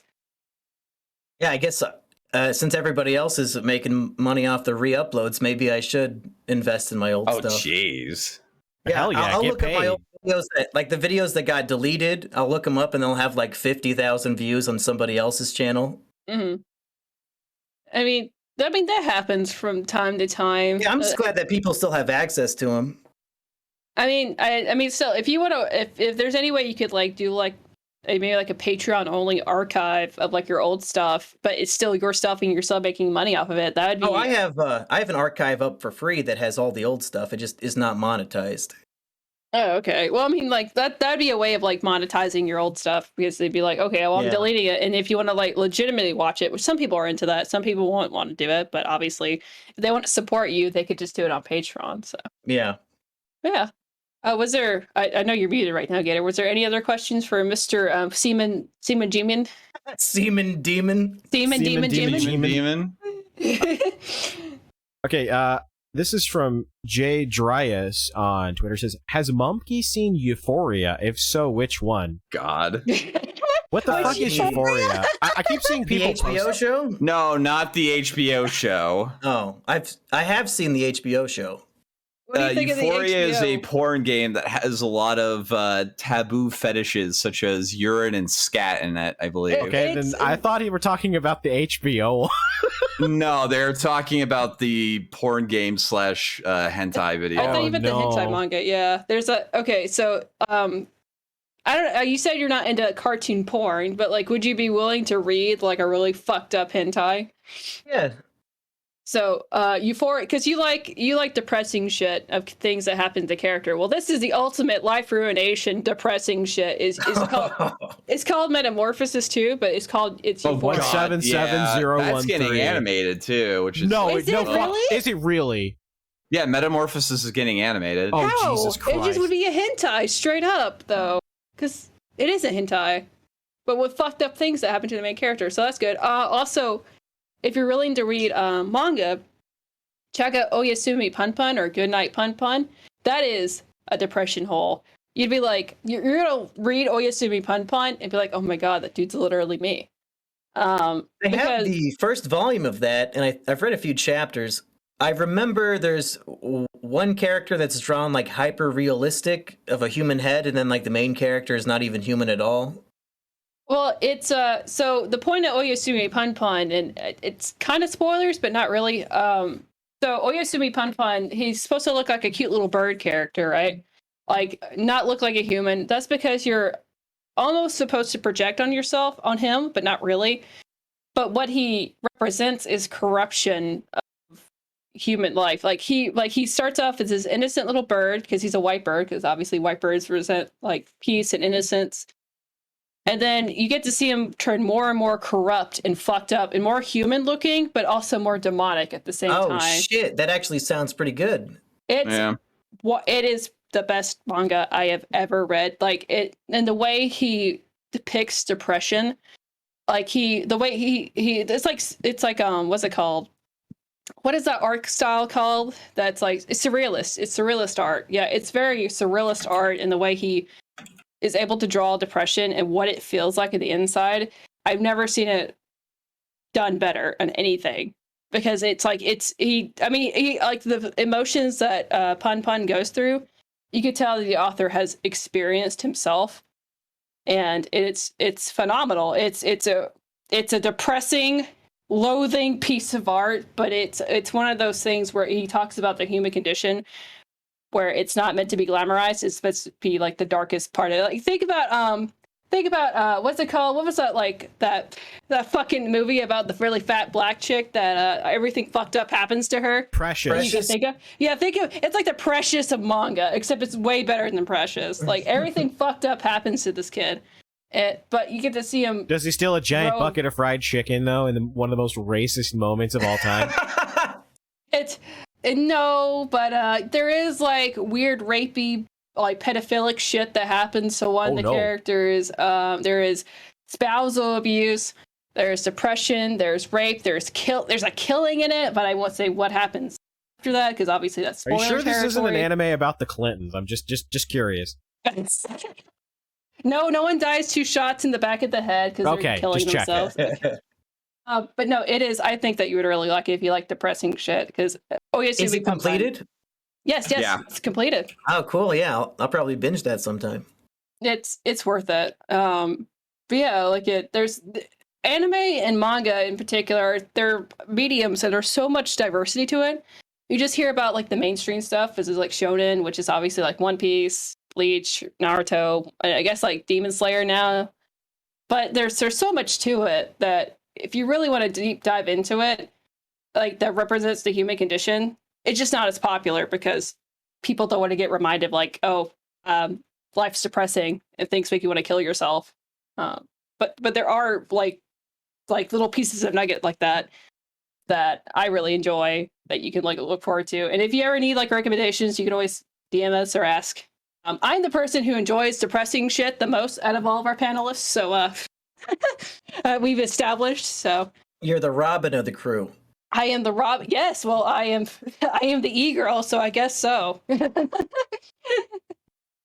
But yeah, no, there's a lot to it. It's just a lot of the more depressing stuff doesn't get as talked about, especially with Japanese in particular. Like there's this anime called Regretsuko. Yeah, is it Regretsuko?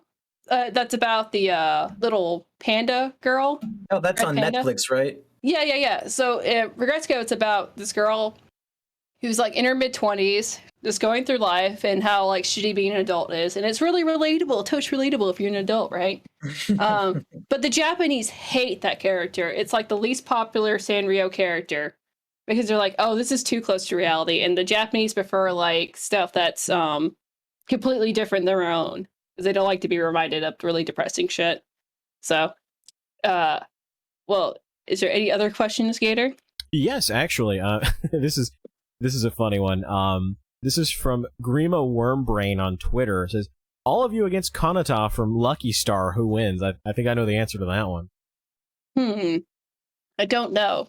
I've never actually watched all of Lucky Star. I like Lucky I think Star. I've seen like the first episode. Lucky Star is one of those animes. I don't know if I recommend it to most people unless you're nostalgic for like early 2000s anime, because it's a time capsule of like very 2007 to 2009. But I don't know. I feel like Konata is literally me, so I don't know. It'd be like me versus myself. So I don't know. Probably lose. Yeah, she seems like she could beat just about anybody's ass. She's very violent, very angry. She's not violent. No, she's not violent or angry. She just like she plays a lot of video games. So maybe she's very such I can't speak. You know, very God. What? Never mind. Real gamer moment. Oh God, I don't know. My brain's shut off there for a second. Is that what the word you're trying to think of? No, I can't say it. I'm just trying to get you to say Spell it. Fuck, I can't spell. Hold on. Hi, welcome to the Anime Boomer podcast where Spooky can't words. I'm fucking turning senile. Strategic. I don't know why I can't fucking say that word. You know the thing with the strategic. God, gotcha. I am turning senile. Holy shit. What the fuck?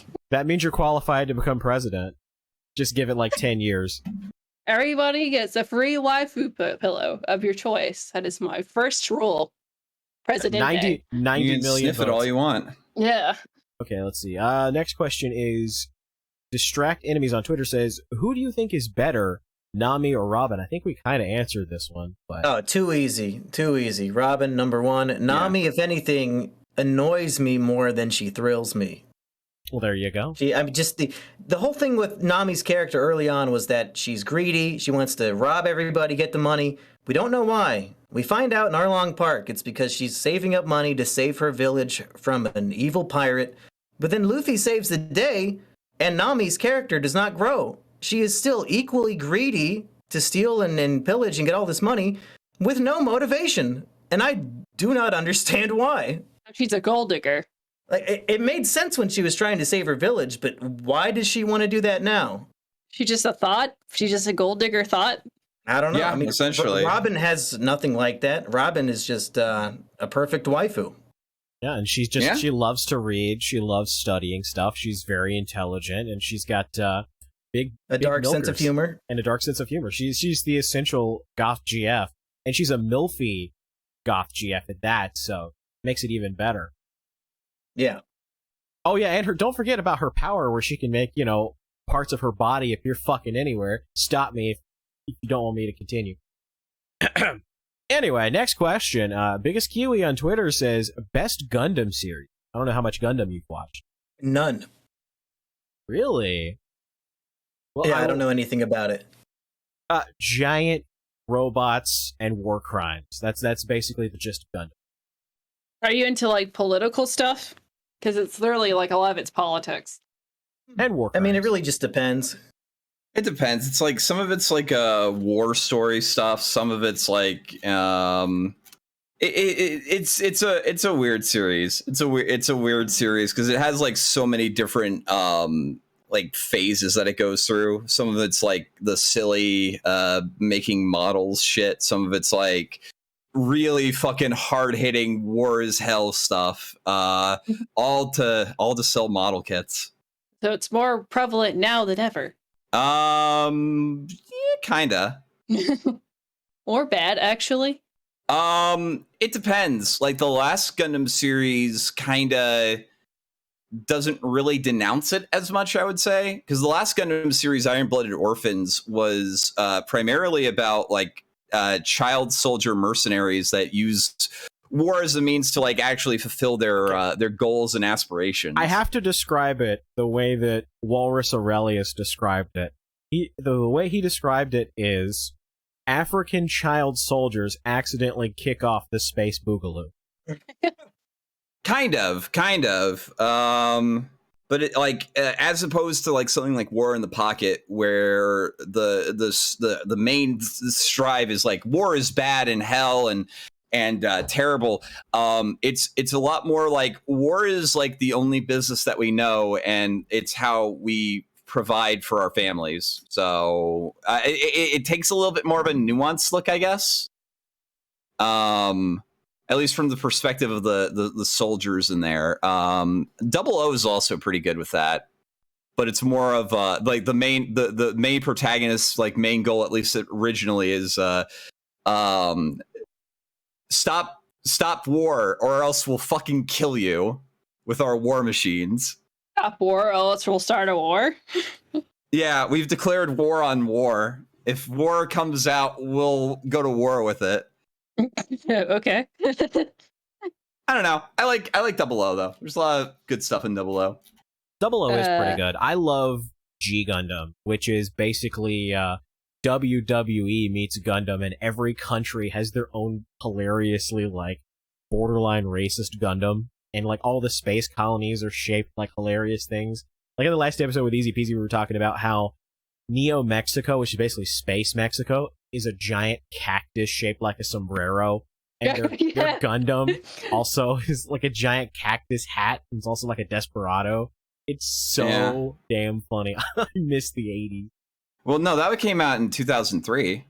Did it really come out in 2003? I thought that was like I want to say, I think, no, it was either 2003 or 1999. That was part of Gundam's. It was 94, so I was close. Yeah, it was part of like Gundam's 20th anniversary, I want to say. Yeah, so it was in that nice early 90s where like all of the greatest anime ever all came out in the kind of like the same span. I mean, there's still good anime that comes out today too. Yeah, but like, just think about like the early 90s, like the animes that you talk about. Like Evangelion was, I think, 95. That one, when did Lain come out? That was a little later 90s, I think. Lain was 98. Okay, yeah, so it was like that span of like a couple of years where like these fantastic anime. I mean, they still are producing fantastic stuff. Just like that that stretch. I guess just I'm biased because that's when I was like, really getting into it, like towards like you're an anime boomer, so you're yeah. Back in my day, now all I want to do is grill with my Dakimakura. Well, speaking of depressing mechas, have you I think this is obligatory. Have you seen Evangelion yet, Monkey? Yes, I have. When I did the Monkeys anime review for it, unlike the previous anime reviews, I wanted to actually watch that one instead of just making shit up about it to review it. So I did watch that one. What do you think? I forget what you said before. What did you think about it? I liked it. It's good. You didn't relate to Shinji Ikari, right? You're like, oh, he's literally me.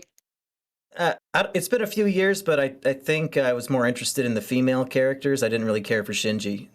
That's good. Because like there's too many males that look at Shinji Ikari as like, like, oh, he's literally me, and it's like you didn't understand the fucking point of it, and it shows. You're not supposed to like Shinji. I mean, as soon as he's like jerking off to comatose hospital patients, I kind of can't relate. Yeah, he's a fucking creep. Yeah. But I mean, with the whole like Shinji, he's literally me. It's like some people like do it just ironically because Shinji's like a shit. Kino Corner does that all the time. But you're not supposed to relate to him. But there are people that are like they'll be like, I just relate a lot to Shinji Ikari because I'm also a fucking piece of shit incel that hates himself, and I also would probably rape and choke out women if I had the chance to. And he's just like literally me. I don't know, man. But who's best girl from Ava? Or do you remember? Is her name Misato? Is that the name of a character? Yeah. Yeah. Yeah, I'd go with that one. The older lady that drinks all the time. She has a pet penguin, right? Yeah, that's she her. has a pet penguin, a freshwater penguin. Yeah, 100% I'm going with her. Hell yeah. It's also the non-pedophile option. Right. Right. Masato is the correct choice. You passed. Or what about who's the guy who's introduced at the very end and then and Shinji falls in love with him? Yeah, Karu. He's the second best waifu. Yeah, hell yeah. That's my number one. Fuck yeah.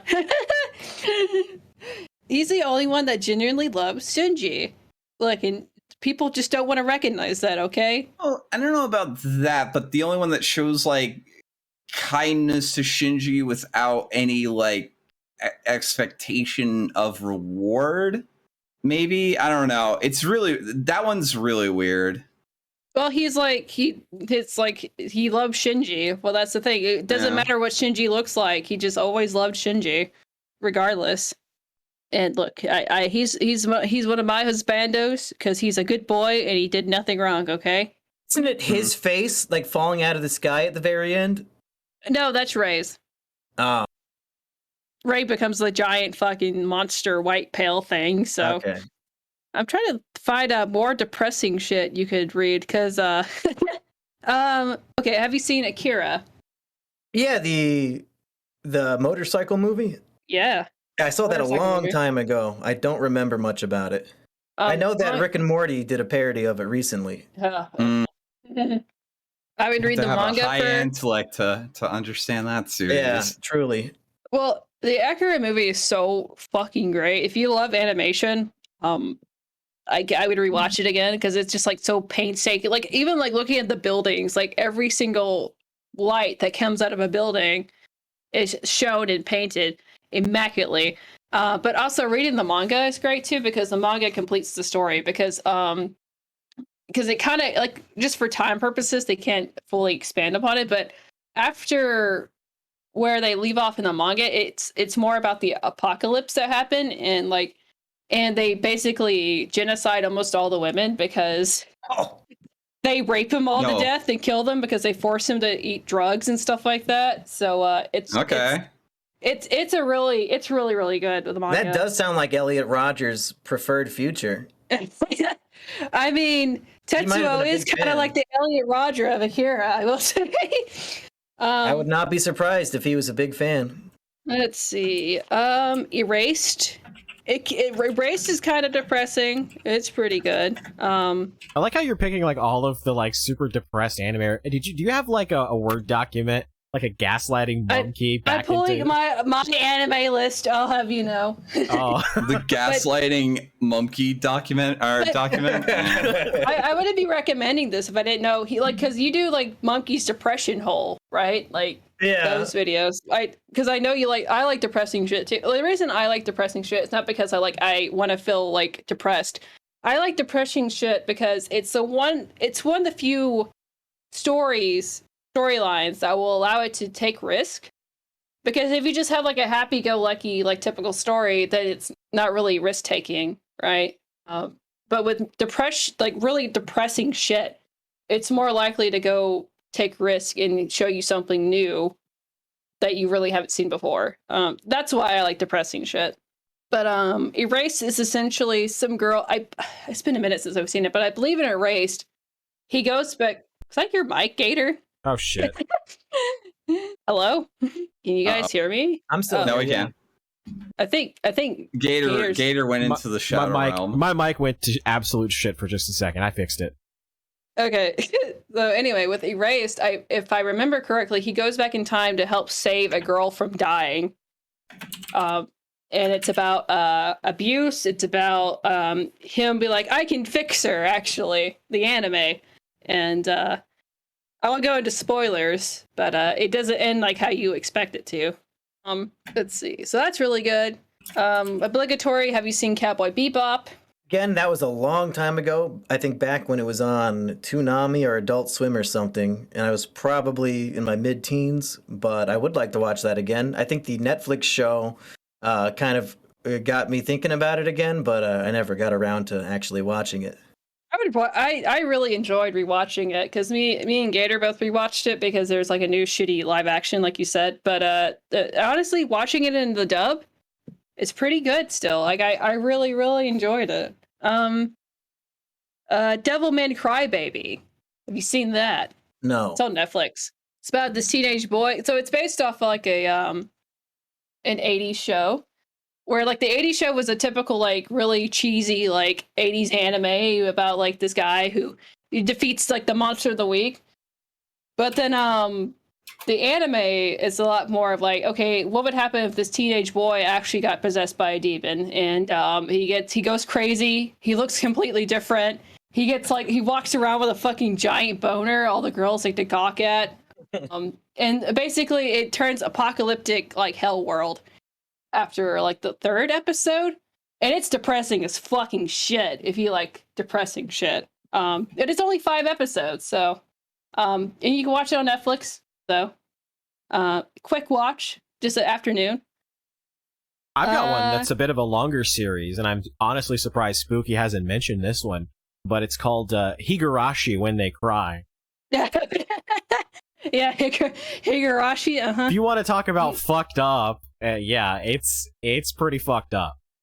Do you like crazy women, Monkey? I feel like your history on the internet has told me you do. You know, I used to, but not so much anymore.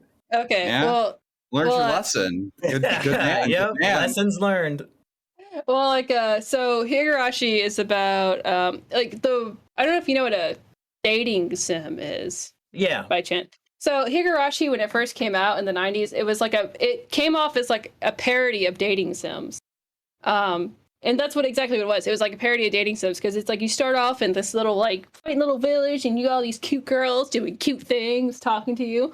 And then like by the end of the first arc, things just go to fucking shit. There's dead bodies. There's this one bitch goes crazy and so starts killing everybody. And then not to get to too spoilers, but the main character dies, and then after the main character dies, it resets itself again, and then more of the mystery comes out. Like, why does this keep happening? Why is there one by one each bitch turns fucking crazy and starts killing everyone? And it does have an ending. I think it's a satisfying ending. But that's what it is. It's a murder mystery, it's a murder mystery novel kind of mixed with a fantasy element, but with crazy fucking bitches. Well, see, this was made back in the era when most games like that, like the visual novels, were all like eroge games or dating sims. And so what it did was it kind of like turned the genre on its head a little bit by not actually being a dating sim. And the story is just fan-fucking-tastic. Mm-hmm. And then, of course, you know... What is that one called? Higurashi no Naku Koroni, or the English term is When They Cry, or When the Cicadas Cry. When the cicadas cry, Oh, okay. Higurashi, yeah. And see, speaking of the visual novel genre, I will always and forever recommend Steins Gate.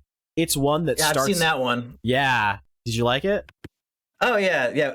You mentioned earlier, Spooky, like somebody's trying to go back and save a girl from dying, and I instantly thought of Steins Gate. That's my favorite sequence of episodes. Hell yeah. It's not... Erase isn't anything like Steins Gate. Like it's like I Can Fix Her, the anime. So, you know, the whole I Can Fix Her meme. Guy who's it's more literally fucked that. up. I can fix her. I Can Fix Her, but it's about children trying to... It's really sad because it's about the girl who goes through a really abusive relationship with her parents, and him be like, well, I can fix her, but he's still a child, and there's only so much you can do as a child, and people don't really listen to you when you're a kid, and it's very that. It's like 13 episodes. It's worth watching if you like depressing shit, and it's I think it's really good from what I remember, but it's been a few years. But when people refer to like, oh, what's a depressing as shit anime? Oh, Erased. Yes. Gantz is really cool. Gantz has a lot of like kind of depressing shit. A lot of people just die. A lot of people like you learn the characters, and then by the next volume they're probably just dead. I read the manga and not really watch the anime, but there's that. I'm trying to see what else you would like. I Vlad, do you enjoyed like... Welcome to the NHK. Yeah, that was a pretty good one. Yes. Welcome to the NHK is like it's an interesting piece of art because a lot of weebs when they're first getting into anime will watch it, but they don't understand what it's trying to tell them. And then there's a lot of people they turn it to fucking neats and they just do nothing but watch anime. Is that not a literally me anime? It has a very specific demographic of people in mind, and its message is abundantly clear, like, hey, get your shit together. I will say the only thing that's kind of dumb about NHK is like he relies a lot on the girl character to help him get out, and I think a lot of wees will take that as like, oh, I have to wait for a cute girl to tell me to get my shit together, or else it was very much like a manic pixie dream girl kind of thing. Wish fulfillment. But but that's the thing. It's like ultimately you have to change your life for the better for yourself. There's also an interesting piece of art called Me, Me, Me.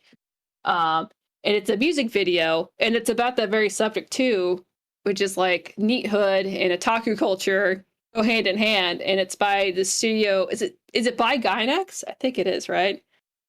Right? It might be. I think Me. It's the same people that made Eva. Yeah, well, that would be Gainax then. Mm-hmm. Oh no, it's like I think it's made by film students that or people that used to work with Gainax. Made me, I think. I'd have to look it up. Anyway, it's a music video. It's supposed to be really fucking shocking, but it gives you an idea of like the psychosis of neets and otakus that do nothing but watch fucking hentai, masturbate, and watch anime. And it goes through him and his relationship with a woman, how he breaks up with her because dealing with a real woman gets on his nerves so bad that he leaves her because to be a fucking depressed neat. And hey monkey, if you want to literally me but yeah, me. It's you'll probably recognize also, this anime girl. It gets posted like everywhere. Yeah, it looks so generic to me. I can't even distinguish it from any other anime girl. But that's kind of the point of it, though. Yeah. Okay. And it goes really dark, really fast, and yeah, it's and then a lot of weebs or otakus, whatever, they'll watch these pieces of media that's clearly made to give them a message of like, don't get too sucked up with your hobbies, with like your anime escapism to where you can't deal with the real life, and they just ignore it. And this happens in Japan especially, but also over here in the West too. And people will make excuses for it. But yeah, those are depressing things you can watch. I'm trying to think of other things. Flam, you've been awfully quiet. Do you not like watching depressing shitholes like I do? It's just not normally the scene that I go for.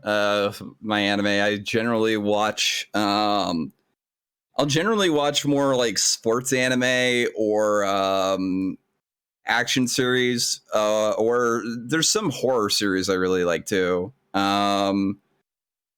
But yeah, it's mostly like shonen battle animes for me, or equivalent like Dr. Stone.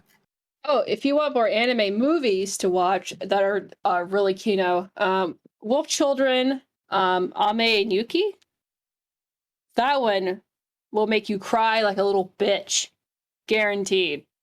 Like Wolf Children, Ame and Yuki, and it's about family.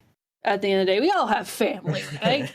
Yeah. And it's about the relationship of it's a single woman, but unlike most like Western single women, it's not like hashtag girl boss, you don't need no man. But it's literally about this woman who's single because her husband died, and she has to figure out how to deal with real life. Oh, and the catch is her children turn into wolves. So they turn from like wolves to people, and she doesn't. She's just a normal human, and she has to figure out how to deal with this. And obviously the wolf part of it is just like people growing up and dealing with that. But it is such a kino movie, and it will make you cry. It'll give you such intense feelings. I love it. Did you guys ever cry from One Piece? No, but I teared up a little bit. I teared up a little bit at the end of Marineford. I thought it was pretty sad. I'll tell you what moment got me. One Piece has made me cry more than any other media ever. Yeah. I'll tell you the moment that really got me, and I posted about this the other day, was at the end of Ina's lobby, the scene with the Viking funeral for one of the most important members of the crew, and that scene, you know, like the trad bearded guy where it's like the dark over his face. It's just like, you know, men don't feel. He didn't cry in Titanic. Do men even have feelings? That was it for me. That was it for me. Just the darkness over my eyes, just like, you were the most important member of the crew. Rest in peace. If another anime movie, you could probably relate a lot to this. I think all of us on the panel could probably relate to this. It's called Perfect Blue. I've seen Kino Corner's review and podcast about that, but I have not seen the movie. It is worth a watch. I mean, I'm sure you already get the premise, but in case somebody's listening, it's about it's about parasocial relationships. At the end of the day, it's about like idol culture and way they present almost like weird relationship, even though you don't know this person, and how obsessed they can be with you over like their idolization over you specifically. So it's a concept that was it was kind of dated with like the idol stuff, but now it's like it's more prevalent than ever. Let's see, Paprika is also good, another Satoshi Kon. That's about essentially people say that what's that movie, that Leonardo DiCaprio movie, I know what you're talking about. like Inception. Dream in a Dream. Inception is people claim that Inception was just a ripoff of Paprika, and I can totally get it, but they're two different movies completely. But it's very much of like being in control of your dreams. So there's that. And like a relatively like exclusive concept. Inception's more about like pseudo sci-fi shit to like and like it's like I'd say Inception's more of a heist film than it is like a dream film. Yeah, it's more of a typical action film. Well, not typical action, but like a heist film. Like it's like an Ocean's 11, but with like sci-fi dream elements. I mean, like I always get really impressed with like the technical aspect of it, of that movie in particular, like how they did like shoot all the scenes. So I think that's cool of it, but Paprika is like a completely different movie. You might like this, Sayonara Zetsubo Sensei, which is Goodbye Depressed Teacher, or Teacher in Despair, should I say? That's a classic. It's a comedy. It's about a guy who constantly wants to kill himself, but he's cucked out of it. But he keeps getting fucked out of it. The teacher's name is Professor Kaido. Let me see. I don't even remember. It's Nozumo. Oh, it's not Professor Kaido? No, it's not him. That's a different anime. But it's so the brilliant part of it is that it's one of those. It was the manga artist knew exactly how it wanted to end. So whenever the anime started airing, the opening is basically spoilers and showing exactly what the actual story is about. But you don't realize this until the very end of the manga. And it never gets brought up in the anime until like, it never gets brought up in the anime at all. You don't realize it until the very end of the manga. But what Sayonara Zetsubo Sensei is about is this guy who's clinically depressed, always wants to kill himself, always ties to noose, but some fucking bitch comes over and stops him last minute from killing himself. And that's just a recurring gag in it. But I like it. Let's see. You know, those people that like step in to prevent suicide, they're a bunch of fucking assholes, you know? Yeah, he gets constantly cucked out of it. Yeah, fucking, they're like, it's like, it's fucking cock blockers, but for offing yourself. Neck blockers? Neck blockers, maybe. One of my favorite animes of all time is Samurai Champloo. It's not really depressing, but it's amazing. Do you know about lo-fi hip-hop beats, Monkey? Yeah. That's a lot of the origin from that particular music genre. It comes from Samurai Champloo. Who's music composer, Nujabes. I think that was like the last big project that he worked in before his death. Right. It's really, that's really sad of it, but like the anime is so fucking good. I love it. Pretty good. Let's see. Girl Who Left Through Time. I remember it being good, but it's been so many years since I've seen it. Here's a Literally Me anime. It's kind of depressing. It's called No Matter How I Look, It's Not My Fault, you guys, that I'm unpopular. Yeah, Watamote. Watamote. Uh-huh. Yeah, big fan. I was actually trying to buy volume 1 of it, and it's just out of print. You can't even get it anymore. You have to buy it for like $60 on eBay. Oh shit. Really? Yeah. But I mean, if you guys are just listening, I'll describe it. It's about a girl with severe social anxiety. And you would think that would be a terrible thing to watch, but it's supposed to be cringe. But she represents like social anxiety, and I think it's interesting. I think it's a really interesting piece of art. It made me laugh, but it almost makes me feel like I'm laughing at myself because I was extremely socially anxious when I was around her age. Like a very similar point. Like I never like just let my hair get really gross to get ants inside of it. That is a her thing. I've never done that, but it's really relatable if you ever had severe social anxiety and want to see it, almost laugh at a character because it's almost like you're laughing at yourself in a way. Yeah, my favorite scene, I was going to say for Watamote, my favorite scene is when Tomoko wins like a massager. And it's basically like a vibrator, but she's not using it sexually. She's just like using it on her neck and her muscles. But she falls asleep watching like some hot guy TV show, and the vibrator that has the same voice as her brother, pretty much. I think too. But like she falls asleep with it vibrating, and then her dad walks in on her. Like that's my favorite moment. Oh no. I think it's from that same episode, but my favorite is when she's trying to give him the handshake, and it's just incredibly sweaty. Yeah. But I think that's my list of depressing shit to check out in case Monkey likes it. Because again, I like depressing shit just because I like to be shocked. I like to read stuff that's completely different than what I'm used to because I like to be challenged at whatever piece of art I'm looking at or watching or reading. Yeah, I feel like I might be numb to a lot of horrific, gory violence or like torture. I too used to browse 4chan as a teenager. So when I find a piece of media that can even give a shock to my system, I know it's really special. So I'll have to check these out and see if they do anything for me. Especially I really feel like you'll love Oyasumi Pun Pun because I mean that is one of my favorite animes or mangas of all time. Because there's just nothing else like it in the market as far as manga goes, because it represents depression so well in like a very surrealist art way, and it's funny. It has funny moments to it, but it represents like innocence being corrupt with life going through it, which is a really special thing that not a whole lot of mangas like to touch. Not a whole lot of art in general like to touch. Like they don't really like to talk about like how corruption, unless it's like a really shitty, cheesy like teen drama. But it doesn't really represent like, hey, there's more to life than just being a teenager. There's a lot more to life like that can just influence you, even when you're as a child, right? And that's what it shows. It shows Pun Pun going through a child to like his early adulthood, and it doesn't.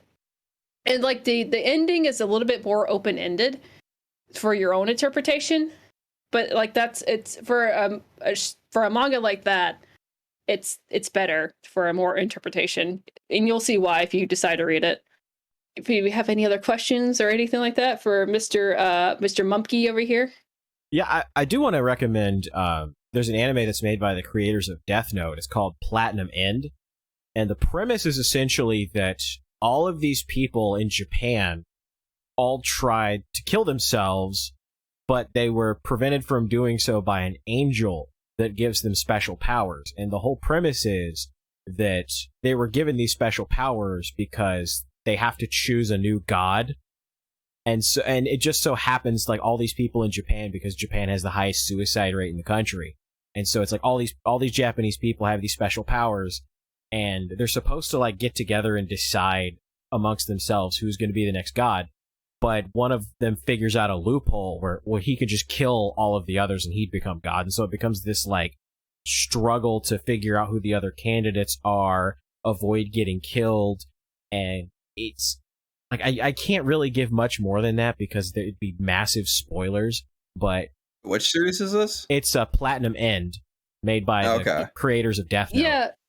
you would figure like a country like Japan, they would like serialize and novelize more about talking about depression because it is so high over there, and like I think a lot of it has to do with the workload too, because they're expected no less than work 60 hours every week, and that that gets to that gets to people, right?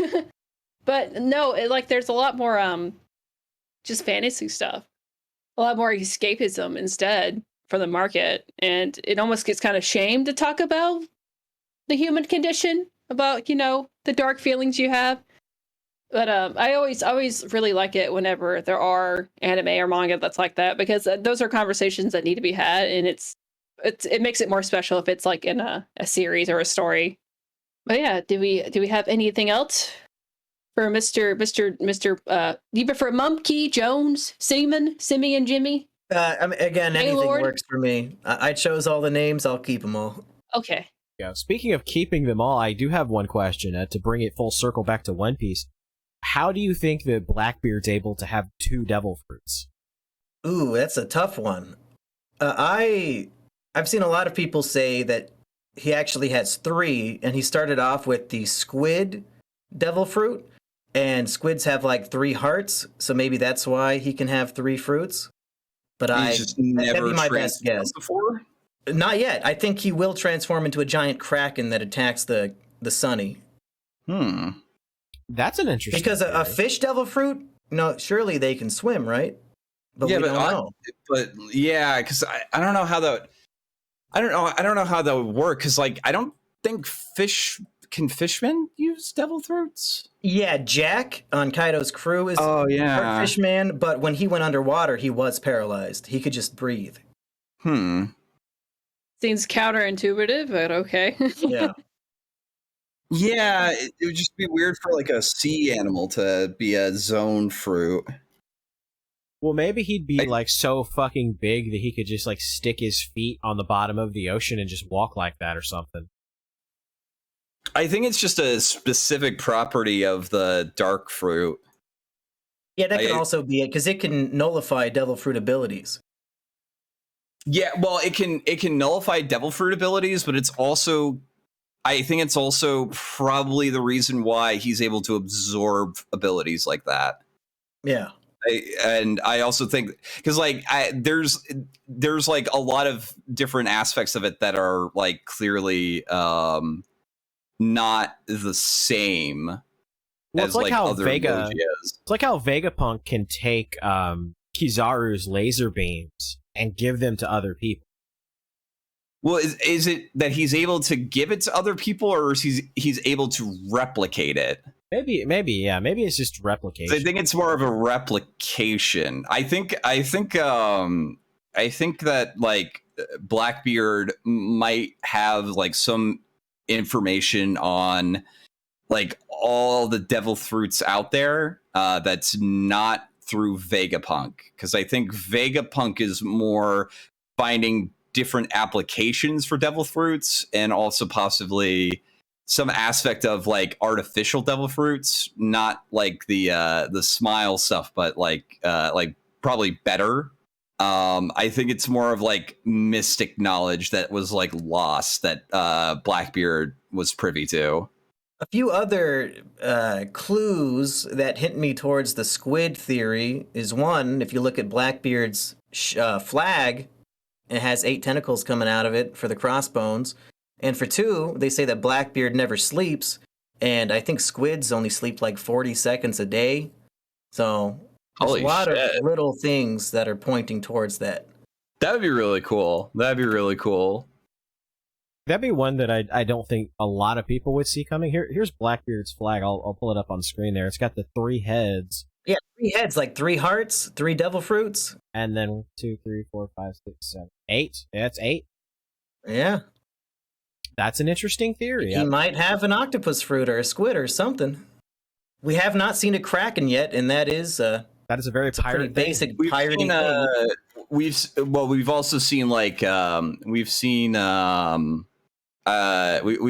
examples of like mythical zone fruits that kind of could like be in that sort of vein, like phoenixes and shit. So it fits with established themes in the series. It wouldn't be like, oh, this is suddenly an asshole. And that would also reveal that the way the devil fruit works is heart-based. So if somebody had 2 hearts, they could presumably have 2 devil fruits. Yeah, here's the thing. So Big Mom literally ate a person who had a devil fruit, and then Big Mom now has that power.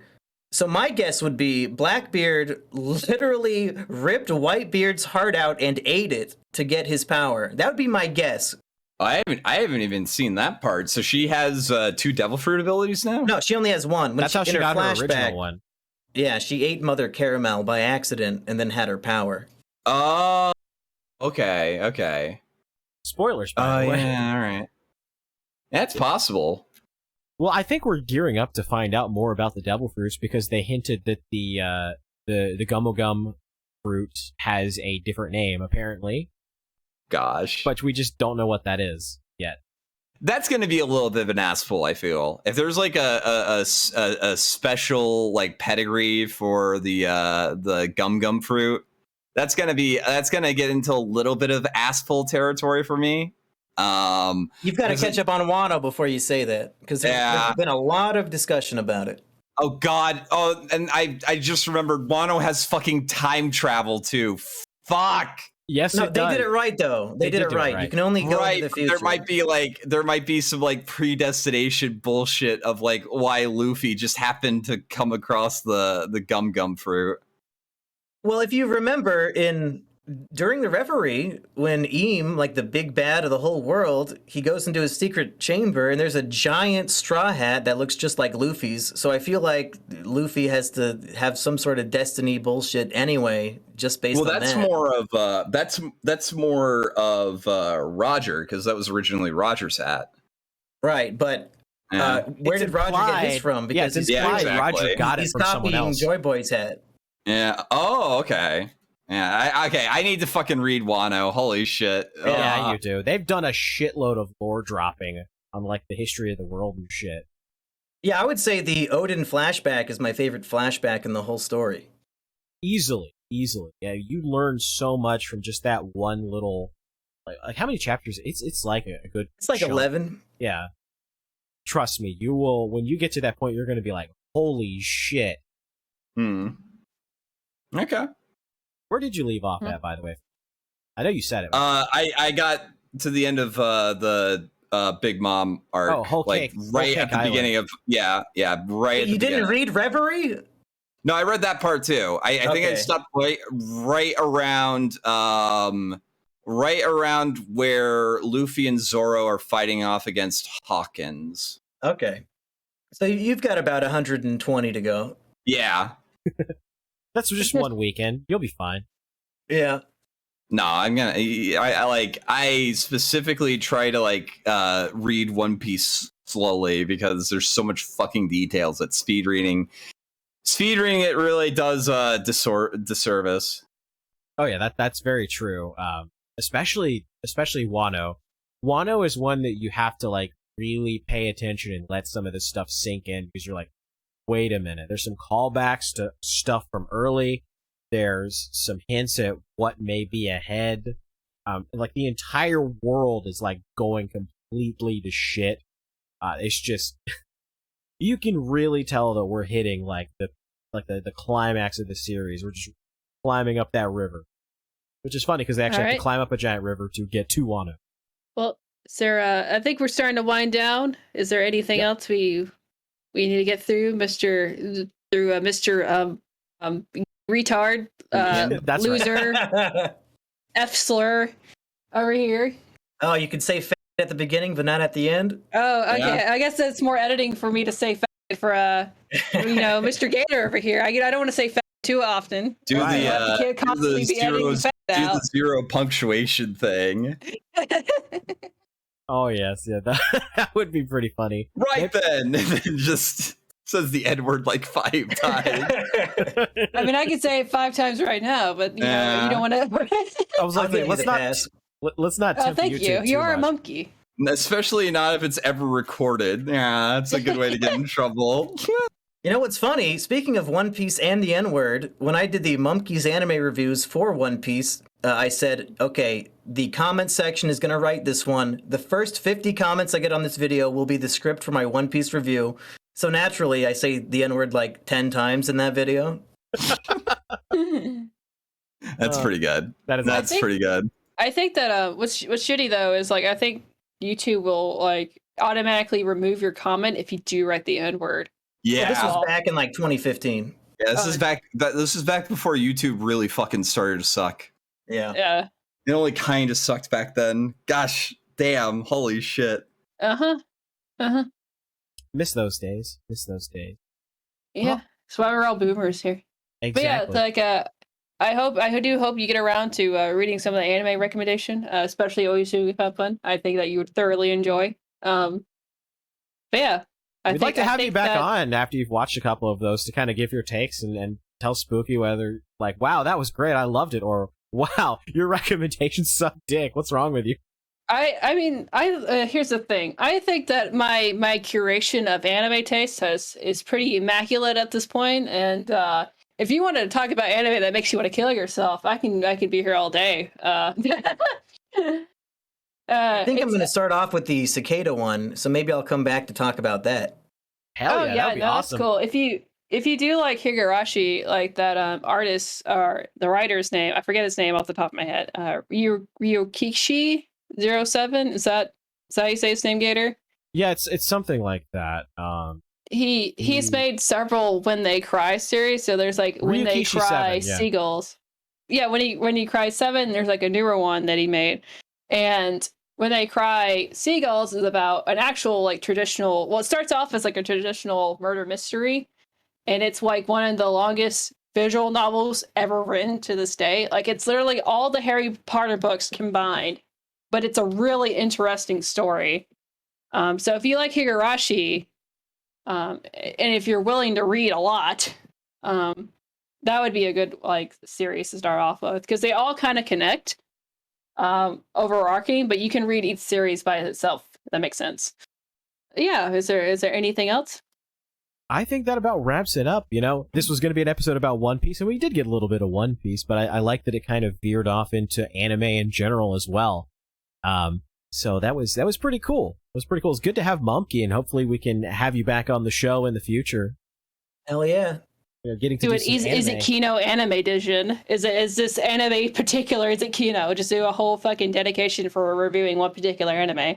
Yeah, we should force Kino Corner to watch some fucked up anime and have him review it with us. Yeah, but he would say, All right, so now we're gonna watch fucking Metamorphosis. Yeah.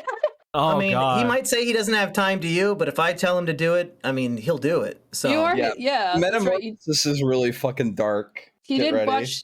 He did watch the newest Ghostbuster and MCU movies because of you. So yeah, he will not watch a superhero movie unless I tell him we have to review it.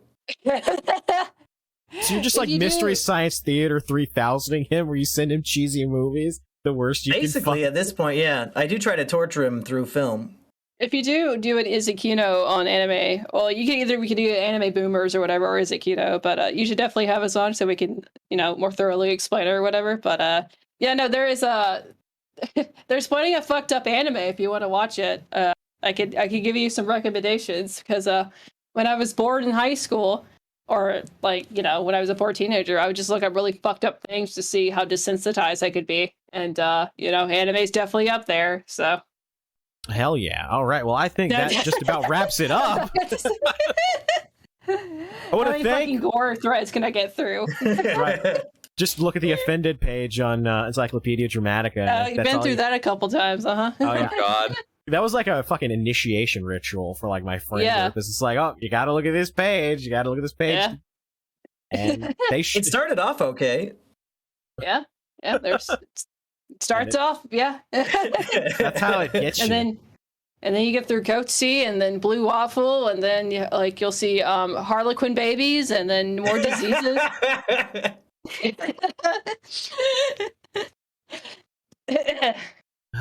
Okay. Well, I think that is the true thing to end the podcast. I want to thank Mumkey Jones for joining us, Spooky Weeb Trash, and the Pupper in a Cupper Flamenco as well. you guys like this episode, you want to watch more, you can go to GATORTIME.live, which will take you to the YouTube channel, youtube.com/thegatorgamer.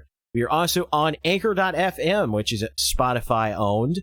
You can go to Anchor.fm/AnimeBoomers. Also, AnimeBoomers.live will take you directly there. We have a Patreon, patreon.com/thegatorgamer, where you can sign up and be a member, and you can watch us record episodes live on our YouTube feed. You can also go to youtube.com/thegatorgamer/join, and you can join as a member and do the exact same thing. We like to be a little flexible here on the Anime Boomer podcast. If you hate Patreon and like YouTube, or hate YouTube, like Patreon, whatever, maybe we'll get a subscribe star in the future, but we're just focusing on these ones for the moment. And I will get the audio version. By the time you're listening to this, the audio version of the Easy Peasy episode will be up. There were a couple of things that have to be fixed for Spotify because they don't like certain kinds of conversation pieces. I'm keeping the conversations in, but there's like a word here and there I have to Get rid of COVID. Right, like that. Easy peasy. I think Monkey, if you don't know, he's from Israel. And a lot of the audience that watch the Anime Boomers like to ask very controversial questions involving Jewish anime. And okay, what are some famous Jewish anime? I was just Boku no joking Pico. with that. Oh, they don't have any Jewish anime out there? Well, we were talking about like Jewish anime. One of the things we said was like reincarnated as a slime because apparently it becomes like a war criminal. And if you catch my drift, those are the kind of questions that were being asked. And what you're saying is Easy Peasy has single-handedly killed 50 Palestinian children. Correct. Just like Sheila Klein. Yep. I think that's a requirement. That's the bare minimum. I think that's like the very opener of like the fucking last Anime Boomers too. Was like It was me asking him how many Palestinians children he killed. Well, anyway, before I get banned from YouTube, I better get out of here. I want to thank everybody for tuning in. Thanks everybody for supporting the show, and as always, we will see you next time.